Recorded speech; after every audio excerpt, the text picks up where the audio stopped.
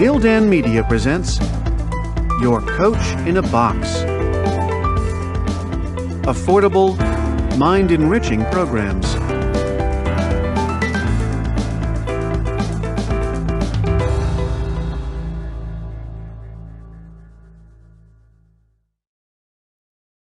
Gildan Media presents Ikigai, The Japanese Secret to a Long and Happy Life, written by Hector Garcia and Francesc Miralles, translated by Heather Cleary, read by Walter Dixon.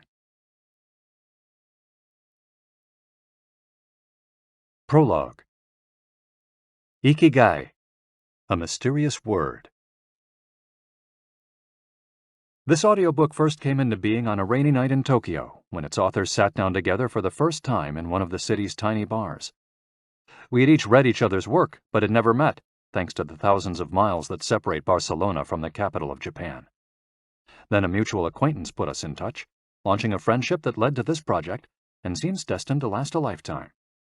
The next time we got together, a year later, we strolled through a park in downtown Tokyo and ended up talking about trends in Western psychology, specifically logotherapy, which helps people find their purpose in life. We remarked that Viktor Frankel's logotherapy had gone out of fashion among practicing therapists, who favored other schools of psychology, though people still search for meaning in what they do and how they live. We ask ourselves things like, what is the meaning of my life? Is the point just to live longer, or should I seek a higher purpose?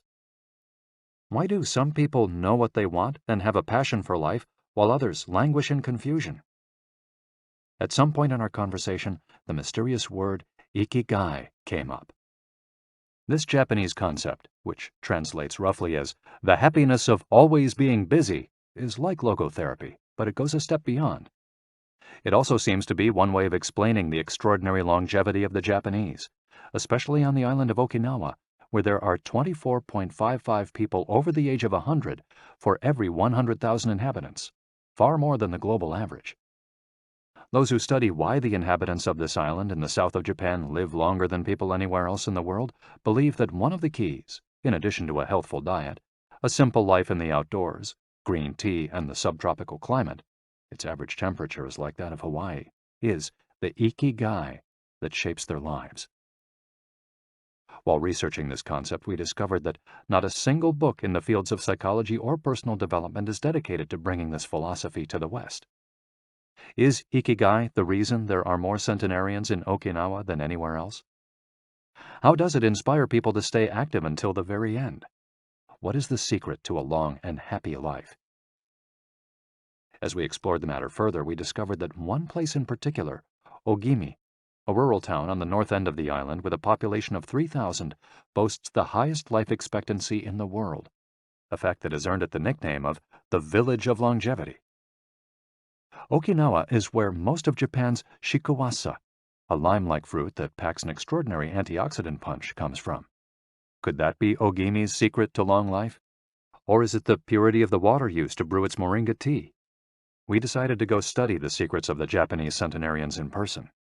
After a year of preliminary research, we arrived in the village, where residents speak an ancient dialect and practice an animist religion that features long-haired forest sprites called bunagaya, with our cameras and recording devices in hand. As soon as we arrived, we could sense the incredible friendliness of its residents, who laughed and joked incessantly amid lush green hills fed by crystalline waters. As we conducted our interviews with the eldest residents of the town, we realized that something far more powerful than just these natural resources was at work. An uncommon joy flows from its inhabitants and guides them through the long and pleasurable journey of their lives. Again, the mysterious Ikigai. But what is it exactly? How do you get it? It never ceased to surprise us that this haven of nearly eternal life was located precisely in Okinawa, where 200,000 innocent lives were lost at the end of World War II. Rather than harbor animosity toward outsiders, however, Okinawans live by the principle of ichariba chode, a local expression that means treat everyone like a brother, even if you've never met them before. It turns out that one of the secrets to happiness of Ogimi's residents is feeling like part of a community. From an early age, they practice yui ma'aru, or teamwork, and so are used to helping one another. Nurturing friendships, eating light, getting enough rest, and doing regular, moderate exercise are all part of the equation of good health. But at the heart of the joie de vivre that inspires these centenarians to keep celebrating birthdays and cherishing each new day is their Ikigai. The purpose of this audiobook is to bring the secrets of Japan's centenarians to you and give you the tools to find your own Ikigai, because those who discover their Ikigai have everything they need for a long and joyful journey through life. Happy travels. Hector Garcia and Francesc Miralles. Chapter 1. Ikigai, the art of staying young while growing old. What is your reason for being? According to the Japanese, everyone has an Ikigai, what a French philosopher might call a raison d'être. Some people have found their Ikigai, while others are still looking, though they carry it within them. Our Ikigai is hidden deep inside each of us, and finding it requires a patient search. According to those born on Okinawa, the island with the most centenarians in the world, our Ikigai is the reason we get up in the morning. Ikigai can be described as the common ground you find between what you're good at, what you love, what the world needs, and what you can be paid for. Whatever you do, don't retire. Having a clearly defined Ikigai brings satisfaction, happiness, and meaning to our lives. The purpose of this audiobook is to help you find yours, and to share insights from Japanese philosophy on the lasting health of body, mind, and spirit. One surprising thing you notice living in Japan is how active people remain after they retire. In fact, many Japanese people never really retire. They keep doing what they love for as long as their health allows. There is, in fact, no word in Japanese that means retire in the sense of leaving the workforce for good, as in English. According to Dan Buettner, a National Geographic reporter who knows the country well, having a purpose in life is so important in Japanese culture that our idea of retirement simply doesn't exist there. The island of almost eternal youth. Certain longevity studies suggest that a strong sense of community and a clearly defined Ikigai are just as important as the famously healthful Japanese diet, perhaps even more so. Recent medical studies of centenarians from Okinawa and other so-called blue zones, the geographic regions where people live longest, provide a number of interesting facts about these extraordinary human beings. Not only do they live much longer than the rest of the world's population, they also suffer from fewer chronic illnesses, such as cancer and heart disease. Inflammatory disorders are also less common. Many of these centenarians enjoy enviable levels of vitality and health that would be unthinkable for people of advanced age elsewhere. Their blood tests reveal fewer free radicals, which are responsible for cellular aging, as a result of drinking tea and eating until their stomachs are only 80% full. Women experience more moderate symptoms during menopause, and both men and women maintain higher levels of sexual hormones until much later in life. The rate of dementia is well below the global average. Though we'll consider each of these findings over the course of the audiobook, research clearly indicates that the Okinawans' focus on Ikigai gives a sense of purpose to each and every day and plays an important role in their health and longevity. The characters behind Ikigai. In Japanese, Ikigai is written by combining a character which means life with another which means to be worthwhile, and that can be broken down to the characters which mean armor, number one, and to be the first, to head into battle, taking initiative as a leader, and another character which means beautiful or elegant. The 5 blue zones. Okinawa holds first place among the world's blue zones. In Okinawa, women in particular live longer and have fewer diseases than anywhere else in the world. The 5 regions identified and analyzed by Dan Buettner in his book, The Blue Zones, are 1. Okinawa, Japan, especially the northern part of the island. The locals eat a diet rich in vegetables and tofu, typically served on small plates. In addition to their philosophy of Ikigai, the moai, or close-knit group of friends, plays an important role in their longevity. 2. Sardinia, Italy, specifically the provinces of Nuoro and Ogliastra. Locals on this island consume plenty of vegetables and 1 or 2 glasses of wine per day. As in Okinawa, the cohesive nature of this community is another factor directly related to longevity. 3. Loma Linda, California. Researchers studied a group of Seventh-day Adventists who are among the longest living people in the United States. 4. The Nicoya Peninsula, Costa Rica. Locals remain remarkably active after 90. Many of the region's older residents have no problem getting up at 5:30 in the morning to work in the fields. 5. Ikaria, Greece. 1 of every 3 inhabitants of this island near the coast of Turkey is over 90 years old, compared to less than 1% of the population of the United States, a fact that has earned it the nickname of the Island of Long Life. The local secret seems to be a lifestyle that dates back to 500 BC. In the following chapters, we'll examine several factors that seem to be the keys to longevity and are found across the blue zones, paying special attention to Okinawa and its so-called Village of Longevity. First, however, it's worth pointing out that 3 of these regions are islands, where resources can be scarce and communities have to help one another. For many, helping others might be an Ikigai strong enough to keep them alive. According to scientists who have studied the 5 blue zones, the keys to longevity are diet, exercise, finding a purpose in life, an Ikigai, and forming strong social ties, that is, having a broad circle of friends and good family relations. Members of these communities manage their time well in order to reduce stress, consume little meat or processed foods, and drink alcohol in moderation. They don't do strenuous exercise, but they do move every day, taking walks and working in their vegetable gardens. People in the blue zones would rather walk than drive. Gardening, which involves daily, low-intensity movement, is a practice almost all of them have in common. The 80% secret. One of the most common sayings in Japan is harahachi-bu, which is repeated before or after eating and means something like, fill your belly to 80%. Ancient wisdom advises against eating until we are full. This is why Okinawans stop eating when they feel their stomachs reach 80% of their capacity, rather than overeating and wearing down their bodies with long digestive processes that accelerate cellular oxidation. Of course, there's no way to know objectively if your stomach is at 80% capacity. The lesson to learn from this saying is that we should stop eating when we're starting to feel full.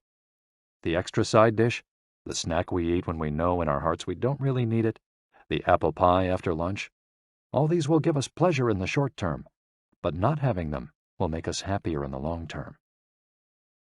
The way food is served is also important. By presenting their meals on many small plates, the Japanese tend to eat less. A typical meal in a restaurant in Japan is served in 5 plates on a tray, 4 of them very small, and the main dish slightly bigger. Having 5 plates in front of you makes it seem like you're going to eat a lot, but what happens most of the time is that you end up feeling slightly hungry. This is one of the reasons why Westerners in Japan typically lose weight and stay trim. Recent studies by nutritionists reveal that Okinawans consume a daily average of 1,800 to 1,900 calories, compared to 2,200 to 3,300 in the United States, and have a body mass index between 18 and 22, compared to 26 or 27 in the United States. The Okinawan diet is rich in tofu, sweet potatoes, fish 3 times per week, and vegetables, roughly 11 ounces per day. In the chapter dedicated to nutrition, we'll see which healthy, antioxidant-rich foods are included in this 80%. Moai, connected for life. It is customary in Okinawa to form close bonds within local communities. A moai is an informal group of people with common interests who look out for one another. For many, serving the community becomes part of their Ikigai. The moai has its origins in hard times, when farmers would get together to share best practices and help one another cope with meager harvests. Members of a moai make a set monthly contribution to the group. This payment allows them to participate in meetings, dinners, games of go and shogi, Japanese chess, or whatever hobby they have in common. The funds collected by the group are used for activities, but if there's money left over, one member decided on a rotating basis, receives a set amount from the surplus. In this way, being part of a moai helps maintain emotional and financial stability. If a member of a moai is in financial trouble, he or she can get an advance from the group's savings. While the details of each moai's accounting practices vary according to the group and its economic means, the feeling of belonging and support gives the individual a sense of security and helps increase life expectancy. Following this brief introduction to the topics covered in this audiobook, we look at a few causes of premature aging in modern life, and then explore different factors related to Ikigai. Chapter 2. Anti-Aging Secrets. Little things that add up to a long and happy life. Aging's escape velocity and the rabbit. Imagine a sign far off in the future with a number on it that represents the age of your death. Every year that you live, you advance closer to the sign. When you reach the sign, you die. Now, imagine a rabbit holding the sign and walking to the future. Every year that you live, the rabbit is half a year as far away. After a while, you will reach the rabbit and die. But what if the rabbit could walk at a pace of 1 year for every year of your life? You would never be able to catch the rabbit, and therefore you would never die. The speed at which the rabbit walks to the future is our technology. The more we advance technology and knowledge of our bodies, the faster we can make the rabbit walk. Aging's escape velocity is the moment at which the rabbit walks at a pace of 1 year per year or faster, and we become immortal. Aging's escape velocity. For more than a century, we've managed to add an average of 0.3 years to our life expectancy every year. But what would happen if we had the technology to add a year of life expectancy every year? In theory, we would achieve biological immortality, having reached aging's escape velocity. Researchers with an eye to the future, such as Ray Kurzweil and Aubrey de Grey, claim that we'll reach this escape velocity in a matter of decades. Other scientists are less optimistic, predicting that we'll reach a limit, a maximum age we won't be able to surpass no matter how much technology we have. For example, some biologists assert that our cells stop regenerating after about 120 years. Active mind, youthful body. There is much wisdom in the classic saying, mens sana in corpore sano, a sound mind in a sound body. It reminds us that both mind and body are important, and that the health of one is connected to that of the other. It's been shown that maintaining an active, adaptable mind is one of the key factors in staying young. Having a youthful mind also drives you toward a healthy lifestyle that will slow the aging process. Just as a lack of physical exercise has negative effects on our bodies and mood, a lack of mental exercise is bad for us because it causes our neurons and neural connections to deteriorate, and as a result, reduces our ability to react to our surroundings. This is why it's so important to give your brain a workout. One pioneer in advocating for mental exercise is the Israeli neuroscientist Shlomo Bresnitz, who argues that the brain needs a lot of stimulation in order to stay in shape. As he stated in an interview with Edward Punset for the Spanish television program Redis, there is a tension between what is good for someone and what they want to do. This is because people, especially older people, like to do things as they've always done them. The problem is that when the brain develops ingrained habits, it doesn't need to think anymore. Things get done quickly and efficiently on automatic pilot, often in a very advantageous way. This creates a tendency to stick to routines, and the only way of breaking these is to confront the brain with new information. Presented with new information, the brain creates new connections and is revitalized. This is why it's so important to expose yourself to change, even if stepping outside your comfort zone means feeling a bit of anxiety. The effects of mental training have been scientifically demonstrated. According to Collins Hemingway and Shlomo Bresnitz in their book Maximum Brain Power, Challenging the Brain for Health and Wisdom, mental training is beneficial on many levels. You begin exercising your brain by doing a certain task for the first time, he writes, and at first it seems very difficult, but as you learn how to do it, the training is already working. The second time you realize that it's easier, not harder to do because you're getting better at it. This has a fantastic effect on a person's mood. In and of itself, it's a transformation that affects not only the results obtained, but also his or her self-image. This description of a mental workout might sound a bit formal, but simply interacting with others, playing a game, for example, offers new stimuli and helps prevent the depression that can come with solitude. Our neurons start to age while we're still in our 20s. This process is slowed, however, by intellectual activity, curiosity, and a desire to learn. Dealing with new situations, learning something new every day, playing games, and interacting with other people seem to be essential for anti-aging strategies for the mind. Furthermore, a more positive outlook in this regard will yield greater mental benefits. Stress, accused of killing longevity. Many people seem older than they are. Research into the causes of premature aging has shown that stress has a lot to do with it, because the body wears down much faster during periods of crisis. The American Institute of Stress investigated this degenerative process and concluded that most health problems are caused by stress. Researchers at the Heidelberg University Hospital conducted a study in which they subjected a young doctor to a job interview, which they made even more stressful by forcing him to solve complex math problems for 30 minutes. Afterward, they took a blood sample. What they discovered was that his antibodies had reacted to stress the same way they react to pathogens, activating the proteins that trigger an immune response. The problem is that this response not only neutralizes harmful agents, it also damages healthy cells, leading them to age prematurely. The University of California conducted a similar study, taking data and samples from 39 women who had high levels of stress due to the illness of one of their children, and comparing them to samples from women with healthy children and low levels of stress. They found that stress promotes cellular aging by weakening cell structures known as telomeres, which affect cellular regeneration and how our cells age. As the study revealed, the greater the stress, the greater the degenerative effects on cells. How does stress work? These days, people live at a frantic pace and in a nearly constant state of competition.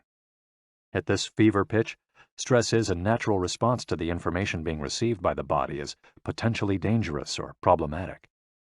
Theoretically, this is a useful reaction, as it helps us survive in hostile surroundings. Over the course of our evolution, we have used this response to deal with difficult situations and to flee from predators.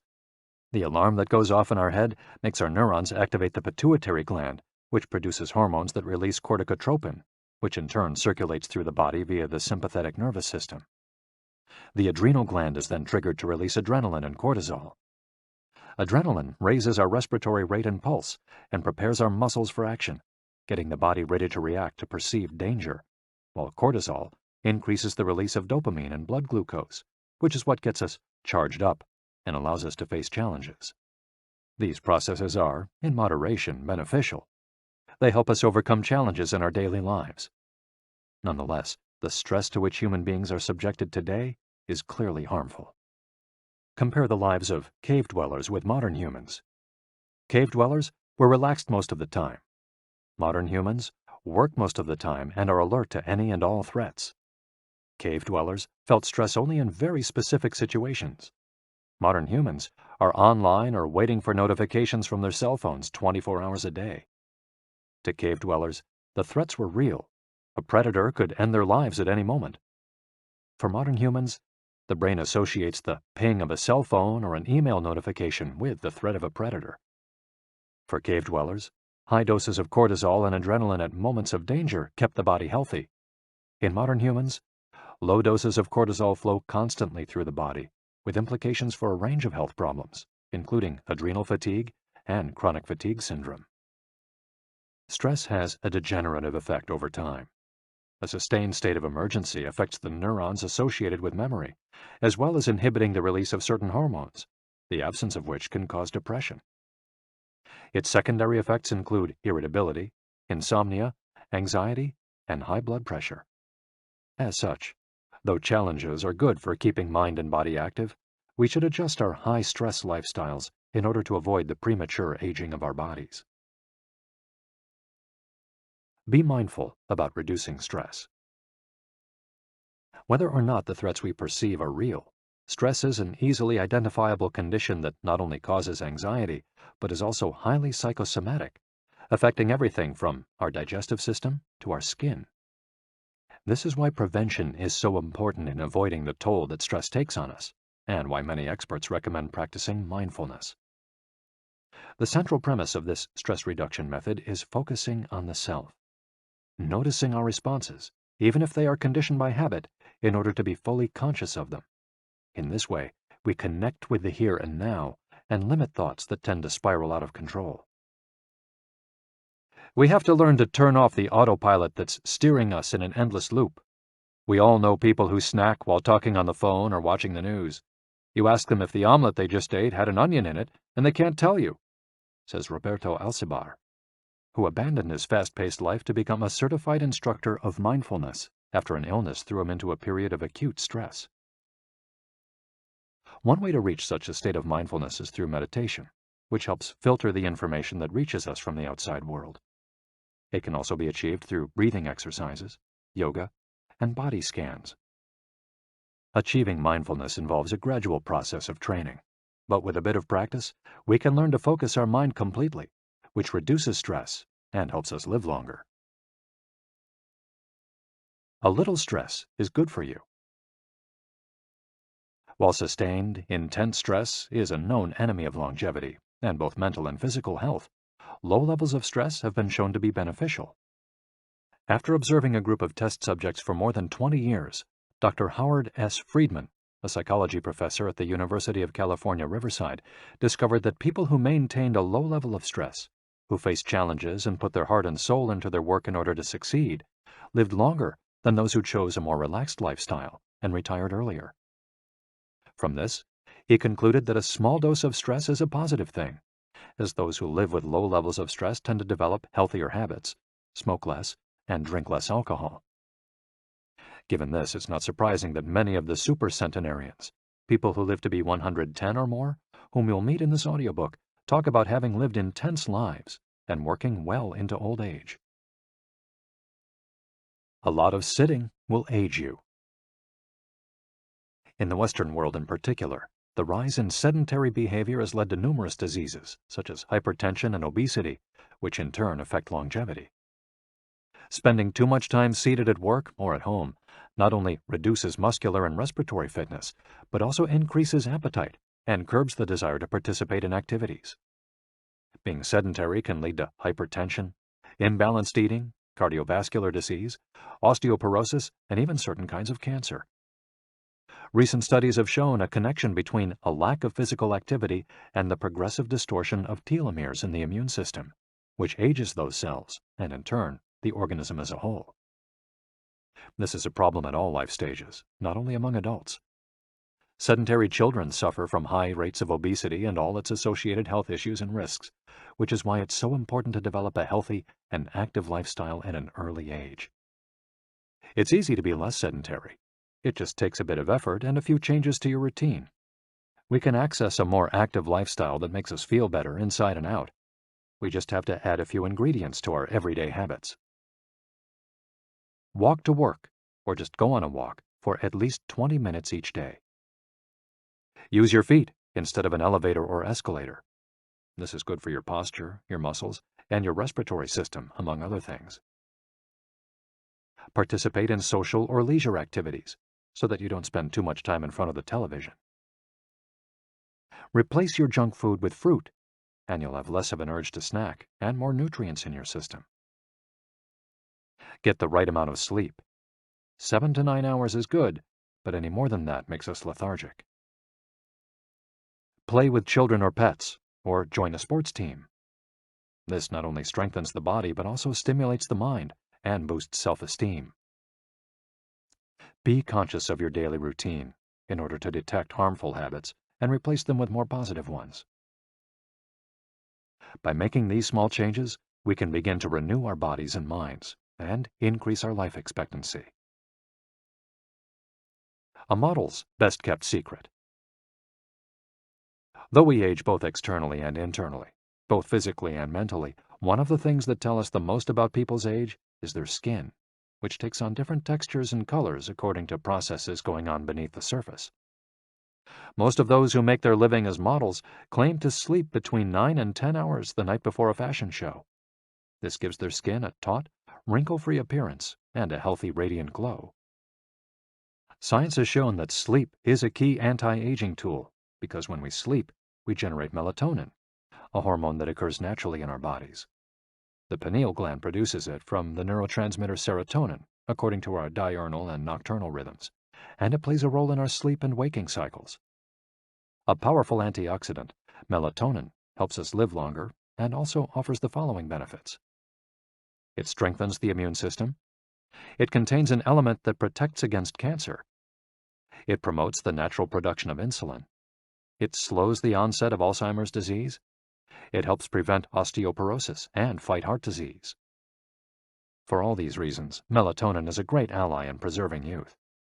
It should be noted, however, that melatonin production decreases after age 30.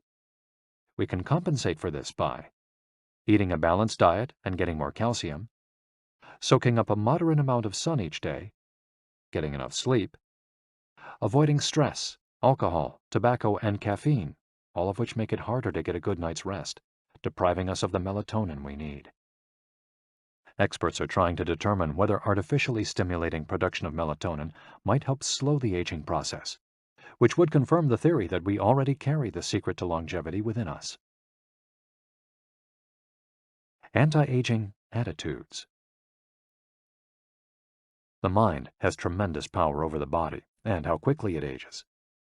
Most doctors agree that the secret to keeping the body young is keeping the mind active, a key element of Ikigai, and not caving in when we face difficulties throughout our lives.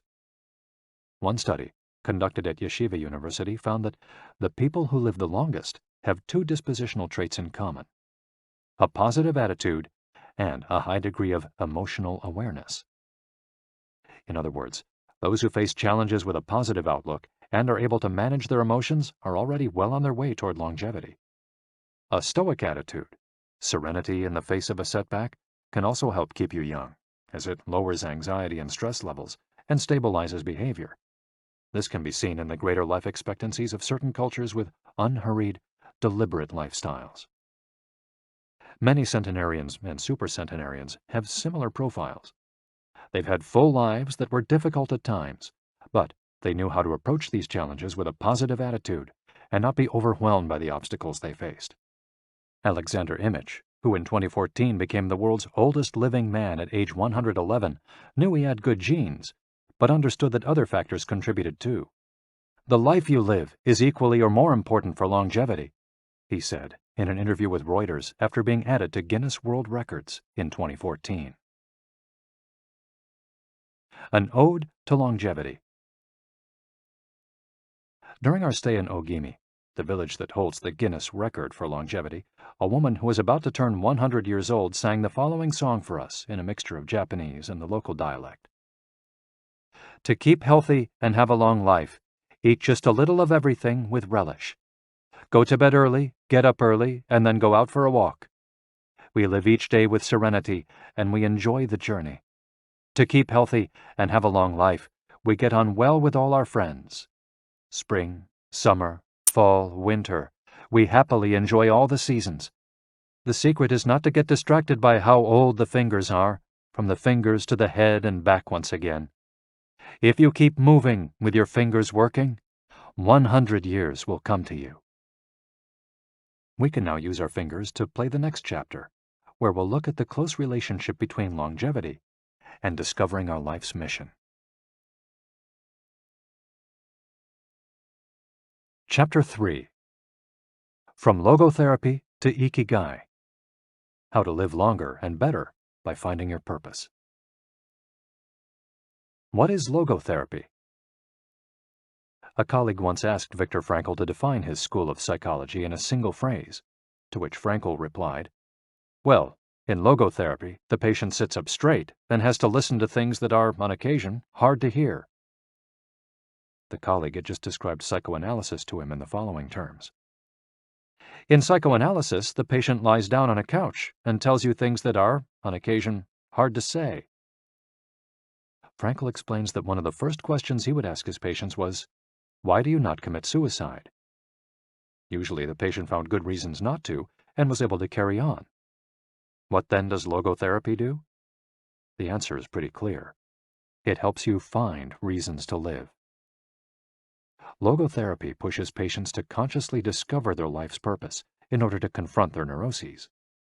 Their quest to fulfill their destiny then motivates them to press forward, breaking the mental chains of the past and overcoming whatever obstacles they encounter along the way. Something to live for.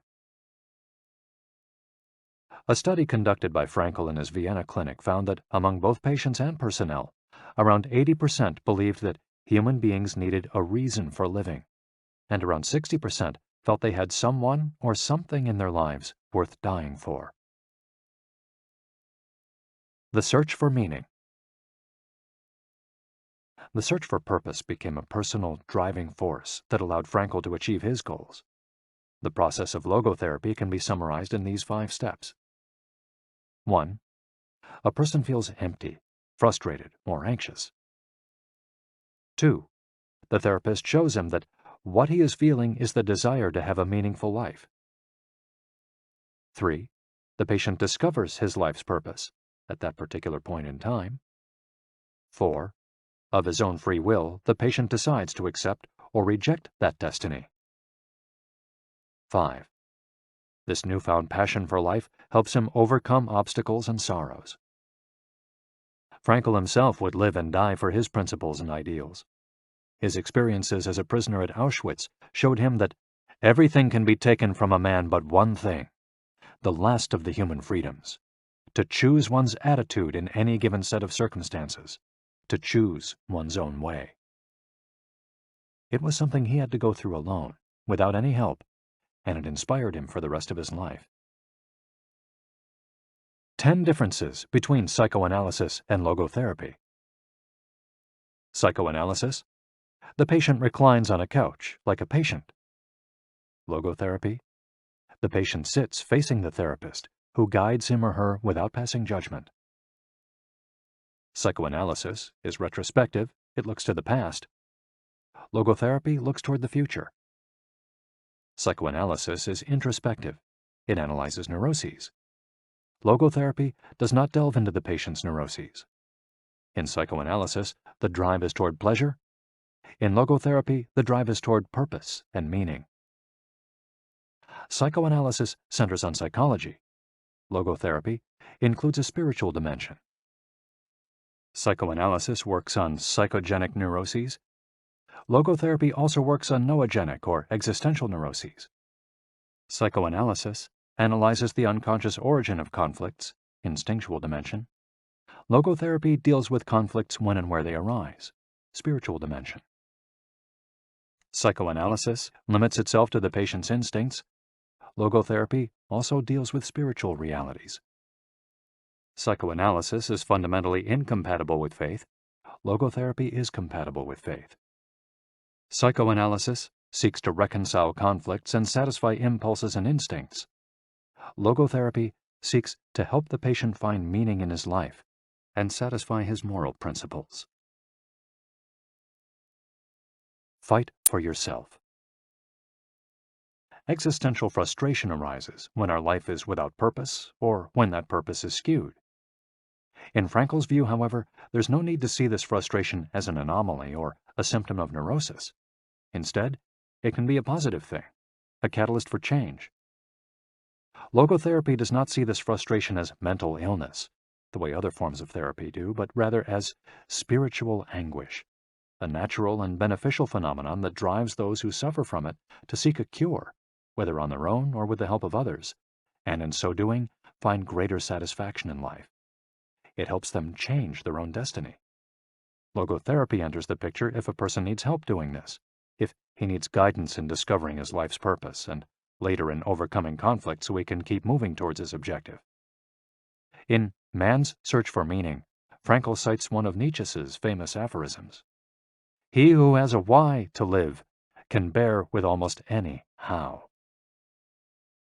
Based on his own experience, Frankel believed that our health depends on that natural tension that comes from comparing what we've accomplished so far with what we'd like to achieve in the future.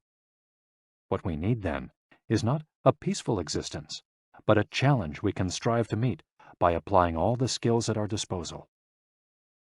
Existential crisis, on the other hand, is typical of modern societies in which people do what they're told to do or what others do, rather than what they want to do. They often try to fill the gap between what is expected of them and what they want for themselves with economic power or physical pleasure, or by numbing their senses. It can even lead to suicide. Sunday neurosis, for example, is what happens when, without the obligations and commitments of the work week, the individual realizes how empty he is inside. He has to find a solution. Above all, he has to find his purpose, his reason for getting out of bed, his Ikigai. I feel empty inside.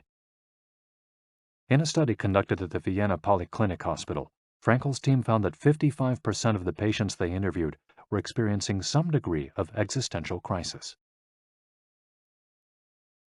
According to logotherapy, discovering one's purpose in life helps an individual fill that existential void. Frankel, a man who faced his problems and turned his objectives into actions, could look back on his life in peace as he grew old. He did not have to envy those still enjoying their youth, because he had amassed a broad set of experiences that showed he had lived for something. Better living through logotherapy. A few key ideas. We don't create the meaning of our life, as Sartre claimed. We discover it. We each have a unique reason for being, which can be adjusted or transformed many times over the years. Just as worry often brings about precisely the thing that was feared, excessive attention to a desire, or hyperintention, can keep that desire from being fulfilled. Humor can help break negative cycles and reduce anxiety. We all have the capacity to do noble or terrible things. The side of the equation we end up on depends on our decisions, not on the condition in which we find ourselves. In the following case studies, we'll look at 4 cases from Frankel's own practice in order to better understand the search for meaning and purpose. Case study: Viktor Frankl. In German concentration camps, as in those that would later be built in Japan and Korea, psychiatrists confirmed that the prisoners with the greatest chance of survival were those who had things they wanted to accomplish outside the camp, those who felt a strong need to get out of there alive. This was true of Frankel, who, after being released and successfully developing the school of logotherapy, realized he had been the first patient of his own practice. Frankel had a goal to achieve, and it made him persevere. He arrived at Auschwitz carrying a manuscript that contained all the theories and research he compiled over the course of his career, ready for publication. When it was confiscated, he felt compelled to write it all over again. And that need drove him, and gave his life meaning amid the constant horror and doubt of the concentration camp. So much so that over the years, and especially when he fell ill with typhus, he would jot down fragments and key words from the lost work on any scrap of paper he found. Case study: The American Diplomat. An important North American diplomat went to Frankel to pick up where he left off with a course of treatment he had started 5 years earlier in the United States. When Frankel asked him why he had started therapy in the first place, the diplomat answered that he hated his job and his country's international policies, which he had to follow and enforce. His American psychoanalyst, whom he had been seeing for years, insisted he make peace with his father so that his government and his job, both representations of the paternal figure, would seem less disagreeable. Frankel, however, showed him in just a few sessions that his frustration was due to the fact that he wanted to pursue a different career, and the diplomat concluded his treatment with that idea in mind. 5 years later, the former diplomat informed Frankel that he had been working during that time in a different profession, and that he was happy. In Frankel's view, the man not only didn't need all those years of psychoanalysis, he also couldn't even really be considered a patient in need of therapy. He was simply someone in search of a new life's purpose. As soon as he found it, his life took on deeper meaning. Case study: The Suicidal Mother. The mother of a boy who had died at age 11 was admitted to Frankel's clinic after she tried to kill herself and her other son. It was this other son, paralyzed since birth, who kept her from carrying out her plan. He did believe his life had a purpose, and if his mother killed them both, it would keep him from achieving his goals. The woman shared her story in a group session. To help her, Frankel asked another woman to imagine a hypothetical situation in which she lay on her deathbed, old and wealthy, but childless. The woman insisted that, in that case, she would have felt her life had been a failure. When the suicidal mother was asked to perform the same exercise, imagining herself on her deathbed, she looked back and realized that she had done everything in her power for her children, for both of them. She had given her paralyzed son a good life, and he had turned into a kind, reasonably happy person. To this she added, crying, "As for myself, I can look back peacefully on my life, for I can say my life was full of meaning, and I have tried hard to live it fully. I have done my best. I have done my best for my son. My life was no failure." In this way, by imagining herself on her deathbed and looking back, the suicidal mother found the meaning that, though she was not aware of it, her life already had. Case study: The Grief-Stricken Doctor. An elderly doctor, unable to overcome the deep depression into which he'd fallen after the death of his wife 2 years earlier, went to Frankel for help. Instead of giving him advice or analyzing his condition, Frankel asked him what would have happened if he had been the one who died first. The doctor, horrified, answered that it would have been terrible for his poor wife, that she would have suffered tremendously. To which Frankel responded, "You see, doctor, you've spared her all that suffering, but the price you have to pay for this is to survive and mourn her."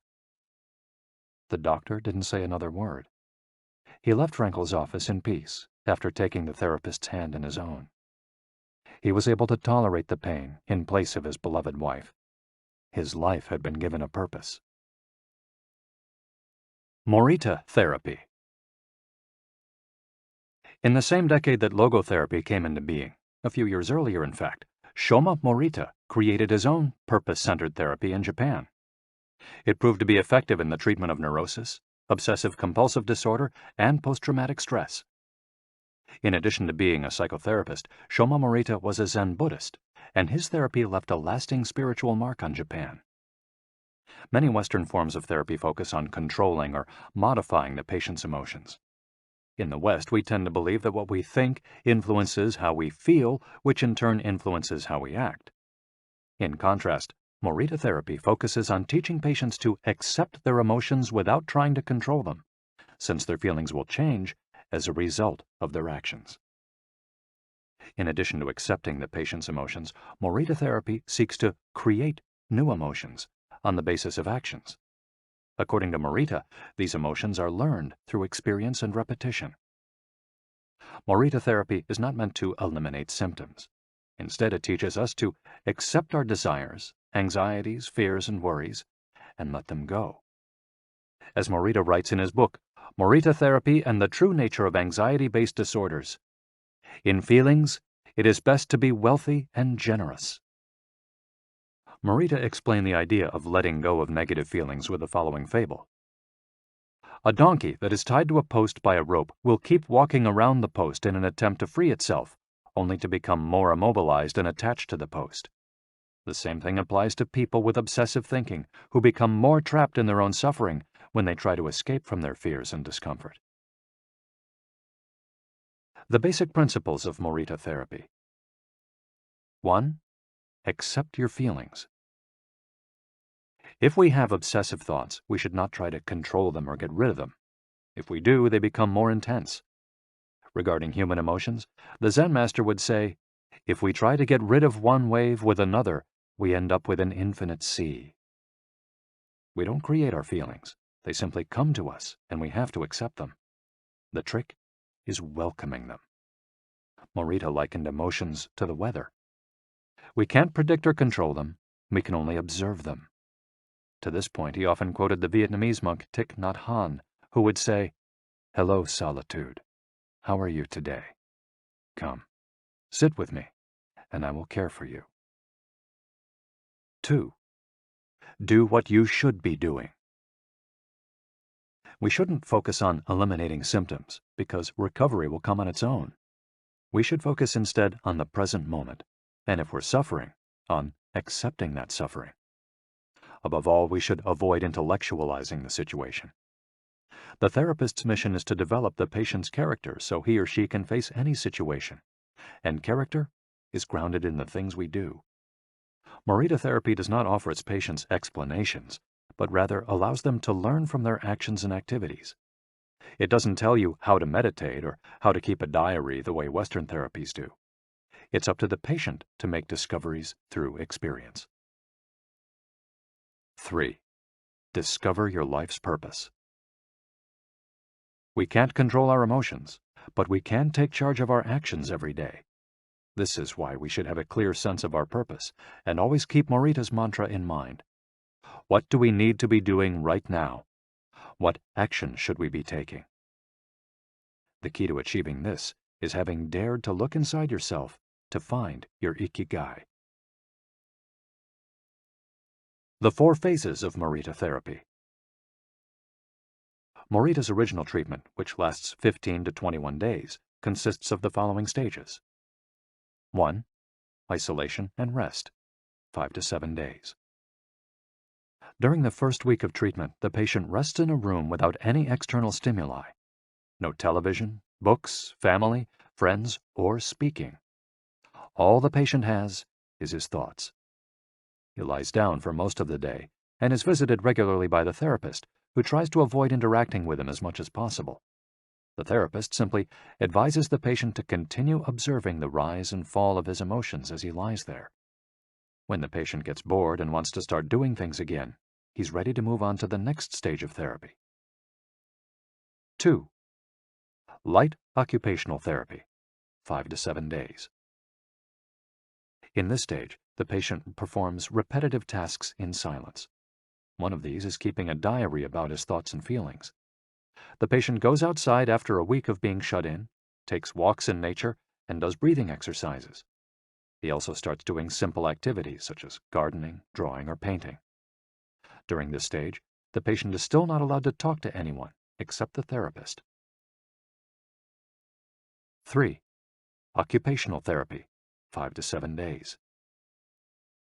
In this stage, the patient performs tasks that require physical movement.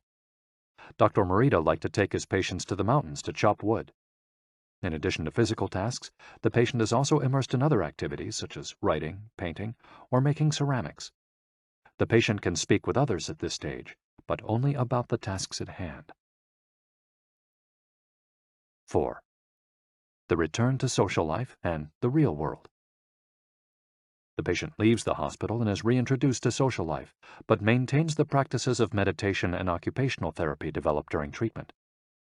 The idea is to re-enter society as a new person, with a sense of purpose, and without being controlled by social or emotional pressures. Nikon Meditation. Morita was a great Zen master of Nikon introspective meditation. Much of his therapy draws on his knowledge and mastery of this school, which centers on 3 questions the individual must ask him or herself. 1. What have I received from person X? 2. What have I given to person X? 3. What problems have I caused person X? Through these reflections, we stop identifying others as the cause of our problems and deepen our own sense of responsibility. As Morita said, if you are angry and want to fight, think about it for 3 days before coming to blows. After 3 days, the intense desire to fight will pass on its own. And now, Ikigai. Logotherapy and Morita Therapy are both grounded in a personal, unique experience that you can access without therapists or spiritual retreats. The mission of finding your Ikigai, your existential fuel. Once you find it, it's only a matter of having the courage and making the effort to stay on the right path. In the following chapters, we'll take a look at the basic tools you'll need to get moving along that path. Finding flow in the tasks you've chosen to do, eating in a balanced and mindful way, doing low-intensity exercise, and learning not to give in when difficulties arise. In order to do this, you have to accept that the world, like the people who live in it, is imperfect. but that it's still full of opportunities for growth and achievement. Are you ready to throw yourself into your passion as if it were the most important thing in the world? Chapter 4. Find flow in everything you do. How to turn work and free time into spaces for growth.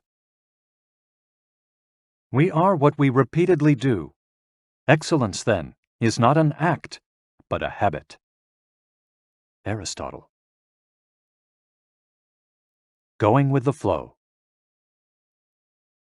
Imagine you're skiing down one of your favorite slopes. Powdery snow flies up on both sides of you like white sand. Conditions are perfect. You are entirely focused on skiing as well as you can. You know exactly how to move at each moment. There is no future, no past. There is only the present. You feel the snow, your skis, your body, and your consciousness united as a single entity. You are completely immersed in the experience, not thinking about or distracted by anything else. Your ego dissolves, and you become part of what you're doing. This is the kind of experience Bruce Lee described with his famous, "Be water, my friend." We've all felt our sense of time vanish when we lose ourselves in an activity we enjoy. We start cooking, and before we know it, several hours have passed.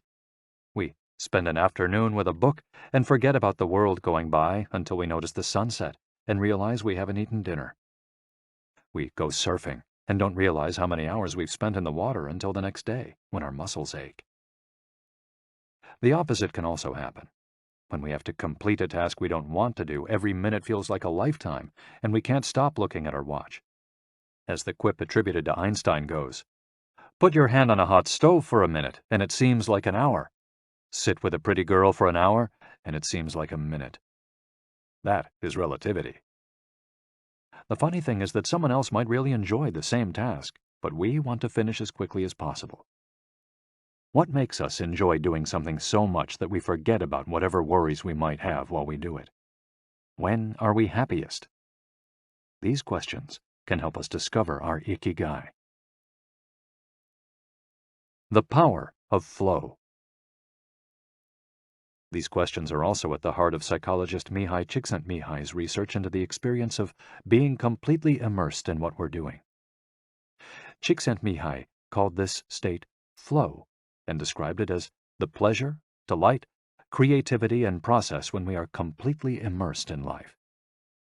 There is no magic recipe for finding happiness, for living according to your Ikigai, but one key ingredient is the ability to reach this state of flow, and, through this state, have an optimal experience.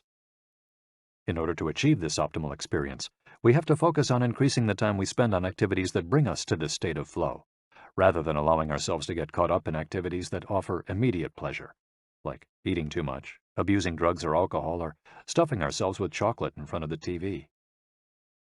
As Csikszentmihalyi asserts in his book, Flow, The Psychology of Optimal Experience, flow is the state in which people are so involved in an activity that nothing else seems to matter.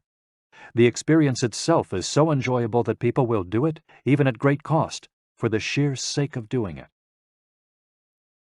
It's not only creative professionals who require the high doses of concentration that promote flow. Most athletes, chess players, and engineers also spend much of their time on activities that bring them to this state. According to Csikszentmihalyi's research, a chess player feels the same way upon entering a state of flow as a mathematician working on a formula, or a surgeon performing an operation. A professor of psychology, Csikszentmihalyi analyzed data from people around the world and discovered that flow is the same among individuals of all ages and cultures.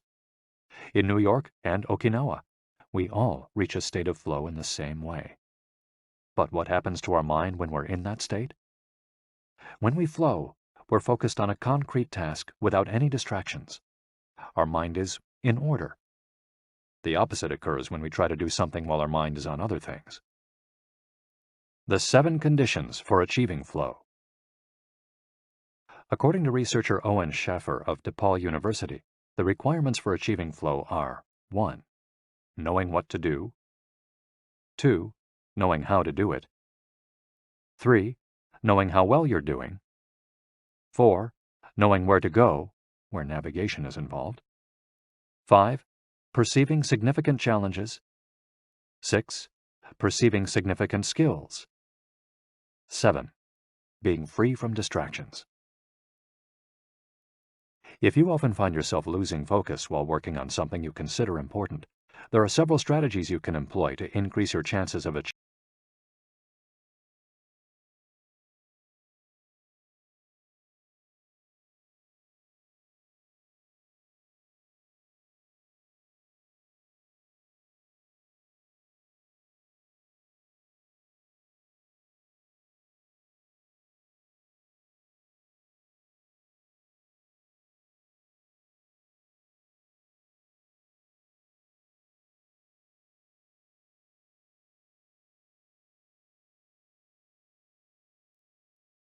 Strategy number 1. Choose a difficult task, but not too difficult. Schaffer's model encourages us to take on tasks that we have a chance of completing, but that are slightly outside our comfort zone. Every task, sport or job, has a set of rules, and we need a set of skills to follow them. If the rules for completing a task or achieving a purpose are too basic relative to our skill set, we'll likely get bored. Activities that are too easy lead to apathy. If, on the other hand, we assign ourselves to a task that is too difficult, we won't have the skills to complete it and will almost certainly give up and feel frustrated to boot. The ideal is to find a middle path, something aligned with our abilities but just a bit of a stretch, so we experience it as a challenge. That's what Ernest Hemingway meant when he said, "Sometimes I write better than I can." We want to see challenges through to the end because we enjoy the feeling of pushing ourselves. Bertrand Russell expressed a similar idea when he said, "To be able to concentrate for a considerable amount of time is essential to difficult achievement." If you're a graphic designer, learn a new software program for your next project. If you're a programmer, use a new programming language. If you're a dancer, try to incorporate into your next routine a movement that has seemed impossible for years. Add a little something extra, something that takes you out of your comfort zone. Even doing something as simple as reading means following certain rules, having certain abilities and knowledge. If we set out to read a book on quantum mechanics for specialists in physics without being specialists in physics ourselves, we'll probably give up after a few minutes. On the other end of the spectrum, if we already know everything a book has to tell us, we'll get bored right away. However, if the book is appropriate to our knowledge and abilities and builds on what we already know, we'll immerse ourselves in our reading, and time will flow. This pleasure and satisfaction are evidence that we are in tune with our Ikigai. In summary, easy tasks lead to boredom, challenging tasks lead to flow, tasks beyond our abilities lead to anxiety. Strategy 2. Have a clear, concrete objective. Video games, played in moderation, board games, and sports are great ways to achieve flow because the objective tends to be very clear. Beat your rival or your own record while following a set of explicitly defined rules. Unfortunately, the objective isn't quite as clear in most situations. According to a study by Boston Consulting Group, when asked about their bosses, the #1 complaint of employees at multinational corporations is that they don't communicate the team's mission clearly, and that as a result, the employees don't know what their objectives are. What often happens, especially in big companies, is that the executives get lost in the details of obsessive planning, creating strategies to hide the fact that they don't have a clear objective. It's like heading out to sea with a map, but no destination. It's much more important to have a compass pointing to a concrete objective than to have a map. Joy Ito, director of the MIT Media Lab, encourages us to use the principle of compass over maps as a tool to navigate our world of uncertainty. In the book Whiplash, How to Survive Our Faster Future, he and Jeff Howe write, "In an increasingly unpredictable world moving ever more quickly, a detailed map may lead you deep into the woods at an unnecessarily high cost. A good compass, though, will always take you where you need to go. It doesn't mean that you should start your journey without any idea where you're going. What it does mean is understanding that while the path to your goal may not be straight, you'll finish faster and more efficiently than you would have if you had trudged along a pre-planned route." In business, the creative professions, and education alike, it's important to reflect on what we hope to achieve before starting to work, study, or make something. We should ask ourselves questions such as, what is my objective for today's session in the studio? How many words am I going to write today for the article coming out next month? What is my team's mission? How fast will I set the metronome tomorrow in order to play that sonata at an allegro tempo by the end of the week? Having a clear objective is important in achieving flow, but we also have to know how to leave it behind when we get down to business. Once the journey has begun, we should keep this objective in mind without obsessing over it. When Olympic athletes compete for a gold medal, they can't stop to think how pretty the medal is. They have to be present in the moment. They have to flow. If they lose focus for a second, thinking how proud they'll be to show the medal to their parents, they'll almost certainly commit an error at a critical moment and will not win the competition. One common example of this is writer's block. Imagine that a writer has to finish a novel in 3 months. The objective is clear. The problem is that the writer can't stop obsessing over it. Every day she wakes up thinking, I have to write that novel. And every day she sets about reading the newspaper and cleaning the house. Every evening she feels frustrated and promises she'll get to work the next day. Days, weeks, and months pass, and the writer still hasn't gotten anything down on the page, when all it would have taken was to sit down and get that first word out, then the second, to flow with the project, expressing her Ikigai. As soon as you take these first small steps, your anxiety will disappear and you'll achieve a pleasant flow in the activity you're doing. Getting back to Albert Einstein, a happy man is too satisfied with the present to dwell on the future. To summarize, a vague objective leads to confusion, time and energy wasted on meaningless tasks, and mental block. A clearly defined objective and a focus on process leads to flow. And obsessive desire to achieve a goal while ignoring process leads to a fixation on the objective rather than on getting down to business, and mental block. Strategy 3. Concentrate on a single task. This is perhaps one of the greatest obstacles we face today, with so much technology and so many distractions. We're listening to a video on YouTube while writing an email when suddenly a chat prompt pops up and we answer it. Then our smartphone vibrates in our pocket. Just as soon as we respond to that message, we're back at our computer logging onto Facebook. Pretty soon, 30 minutes have passed, and we've forgotten what the email we were writing was supposed to be about. This also happens sometimes when we put on a movie with dinner and don't realize how delicious the salmon was until we're taking the last bite. We often think that combining tasks will save us time, but scientific evidence shows that it has the opposite effect. Even those who claim to be good at multitasking are not very productive. In fact, they are some of the least productive people. Our brains can take in millions of bits of information, but we can only actually process a few dozen per second. When we say we're multitasking, what we're really doing is switching back and forth between tasks very quickly. Unfortunately, we're not computers adept at parallel processing. We end up spending all our energy alternating between tasks instead of focusing on doing one of them well. Concentrating on one thing at a time may be the single most important factor in achieving flow. According to Csikszentmihalyi, in order to focus on a task, we need 1. To be in a distraction-free environment, and 2. To have control over what we're doing at every moment. Technology is great if we're in control of it. It's not so great if it takes control of us. For example, if you have to write a research paper, you might sit down at your computer and use Google to look up the information you need. However, if you're not very disciplined, you might end up surfing the web instead of writing that paper. In that case, Google and the Internet will have taken over, pulling you out of your state of flow. It has been scientifically shown that if we continually ask our brains to switch back and forth between tasks, we waste time, make more mistakes, and remember less of what we've done.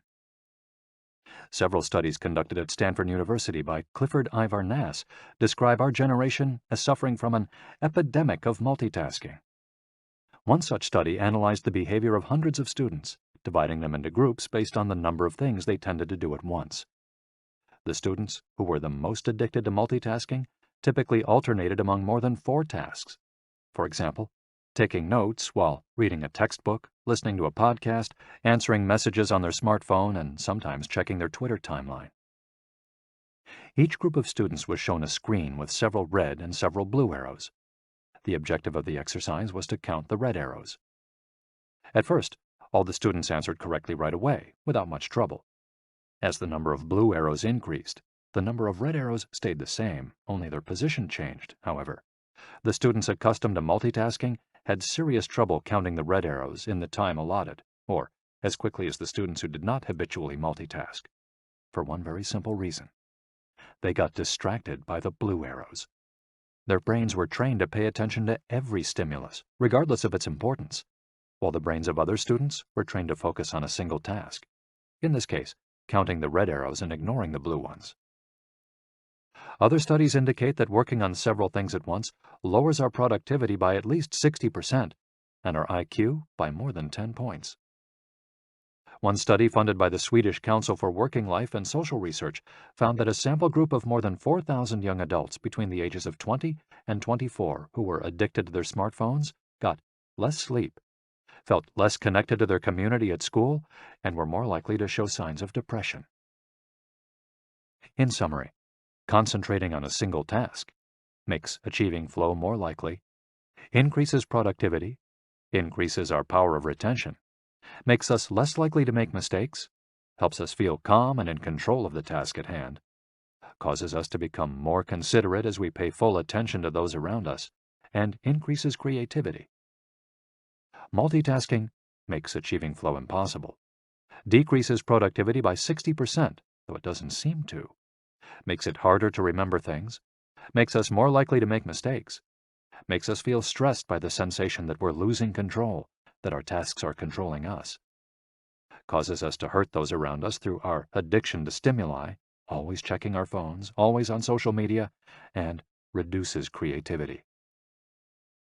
What can we do to avoid falling victim to this flow-impeding epidemic? How can we train our brains to focus on a single task?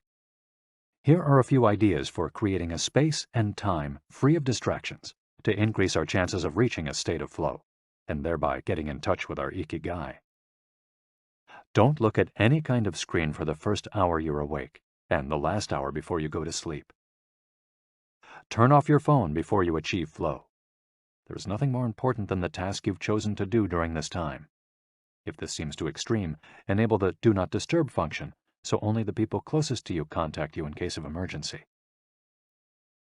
Designate one day of the week, perhaps a Saturday or Sunday, a day of technical fasting, making exceptions for e-readers without Wi-Fi or MP3 players. Go to a cafe that doesn't have Wi-Fi. Read and respond to email only once or twice per day. Define those times clearly and stick to them. Try the Pomodoro Technique. Get yourself a kitchen timer. Some are made to look like a pomodoro or a tomato, and commit to working on a single task as long as it's running. The Pomodoro Technique recommends 25 minutes of work and 5 minutes of rest for each cycle, but you can also do 50 minutes of work and 10 minutes of rest. Find the pace that's best for you. The most important thing is to be disciplined in completing each cycle. Start your work session with a ritual you enjoy, and end it with a reward. Train your mind to return to the present when you find yourself getting distracted. Practice mindfulness or another form of meditation. Go for a walk or a swim, whatever will help you get centered again. Work in a space where you will not be distracted. If you can't do this at home, go to a library, a cafe, or, if your task involves playing the saxophone, a music studio. If you find that your surroundings continue to distract you, keep looking until you find the right place. Divide each activity into groups of related tasks and assign each group its own place and time. For example, if you're writing a magazine article, you could do research and take notes at home in the morning, write in the library in the afternoon, and edit on the couch at night.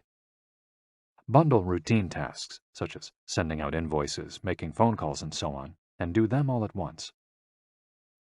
A summary of the advantages of flow versus the disadvantages of distraction. A focused mind versus a wandering mind. Living in the present versus thinking about the past and the future. Being free from worry versus having concerns about our daily life and the people around us invading our thoughts. having the hours fly by versus having every minute seem endless.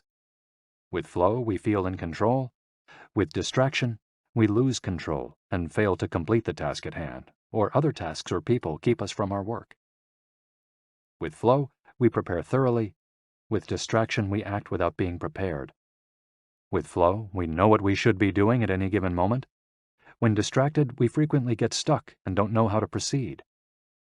With flow, our mind is clear and overcomes all obstacles to the flow of thought. With distraction, we're plagued by doubts, concerns, and low self-esteem. With flow, it's pleasant.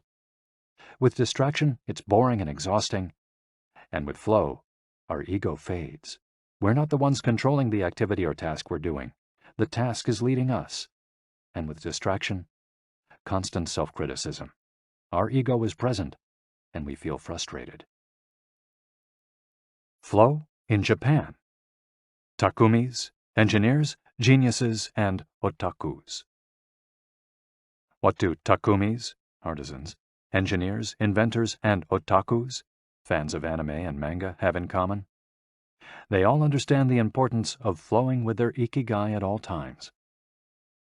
One widespread stereotype about people in Japan is that they're exceptionally dedicated and hard-working, even though some Japanese people say they look like they're working harder than they really are. There is no doubt, though, about their ability to be completely absorbed in a task, or about their perseverance when there's a problem to be solved. One of the first words one learns when starting Japanese lessons is ganbaru, which means to persevere, or to stay firm by doing one's best. Japanese people often apply themselves to even the most basic tasks with an intensity that borders on obsession. We see this in all kinds of contexts, from the retirees taking meticulous care of their rice fields in the mountains of Nagano to the college students working the weekend shift in convenience stores known as konbinis. If you go to Japan, you'll experience this attention to detail firsthand in almost every transaction. Walk into one of the stores that sell handcrafted objects in Naha, Kanazawa, or Kyoto, and you'll also discover that Japan is a treasure trove of traditional craftwork. The people of Japan have a unique talent for creating new technologies while preserving artisanal traditions and techniques. The art of the takumi. Toyota employs artisans who are able to make a certain type of screw by hand. These takumi, or experts in a particular manual skill, are extremely important at Toyota, and they are hard to replace. Some of them are the only people who know how to perform their exact skill, and it doesn't seem as though a new generation is going to take up the mantle. Turntable needles are another example. They're produced almost exclusively in Japan, where you can find the last remaining people who know how to use the machinery required to make these precision needles, and who are trying to pass on their knowledge to their descendants. We met a takumi on a visit to Kumano, a small town near Hiroshima. We were there for the day, working on a photo essay for one of the most famous brands of makeup brushes in the West. The billboard welcoming visitors to Kumano shows a mascot holding a large brush. In addition to the brush factories, the town is full of little houses and vegetable gardens. Heading farther in, you can see several Shinto shrines at the base of the mountains that surround the town. We spent hours taking photos in factories full of people in orderly rows, each doing a single task, such as painting the handles of the brushes or loading boxes of them onto trucks, before we realized we still hadn't seen anyone actually putting bristles into the brush heads. After we asked about this and got the runaround several times, the president of one company agreed to show us how it was done.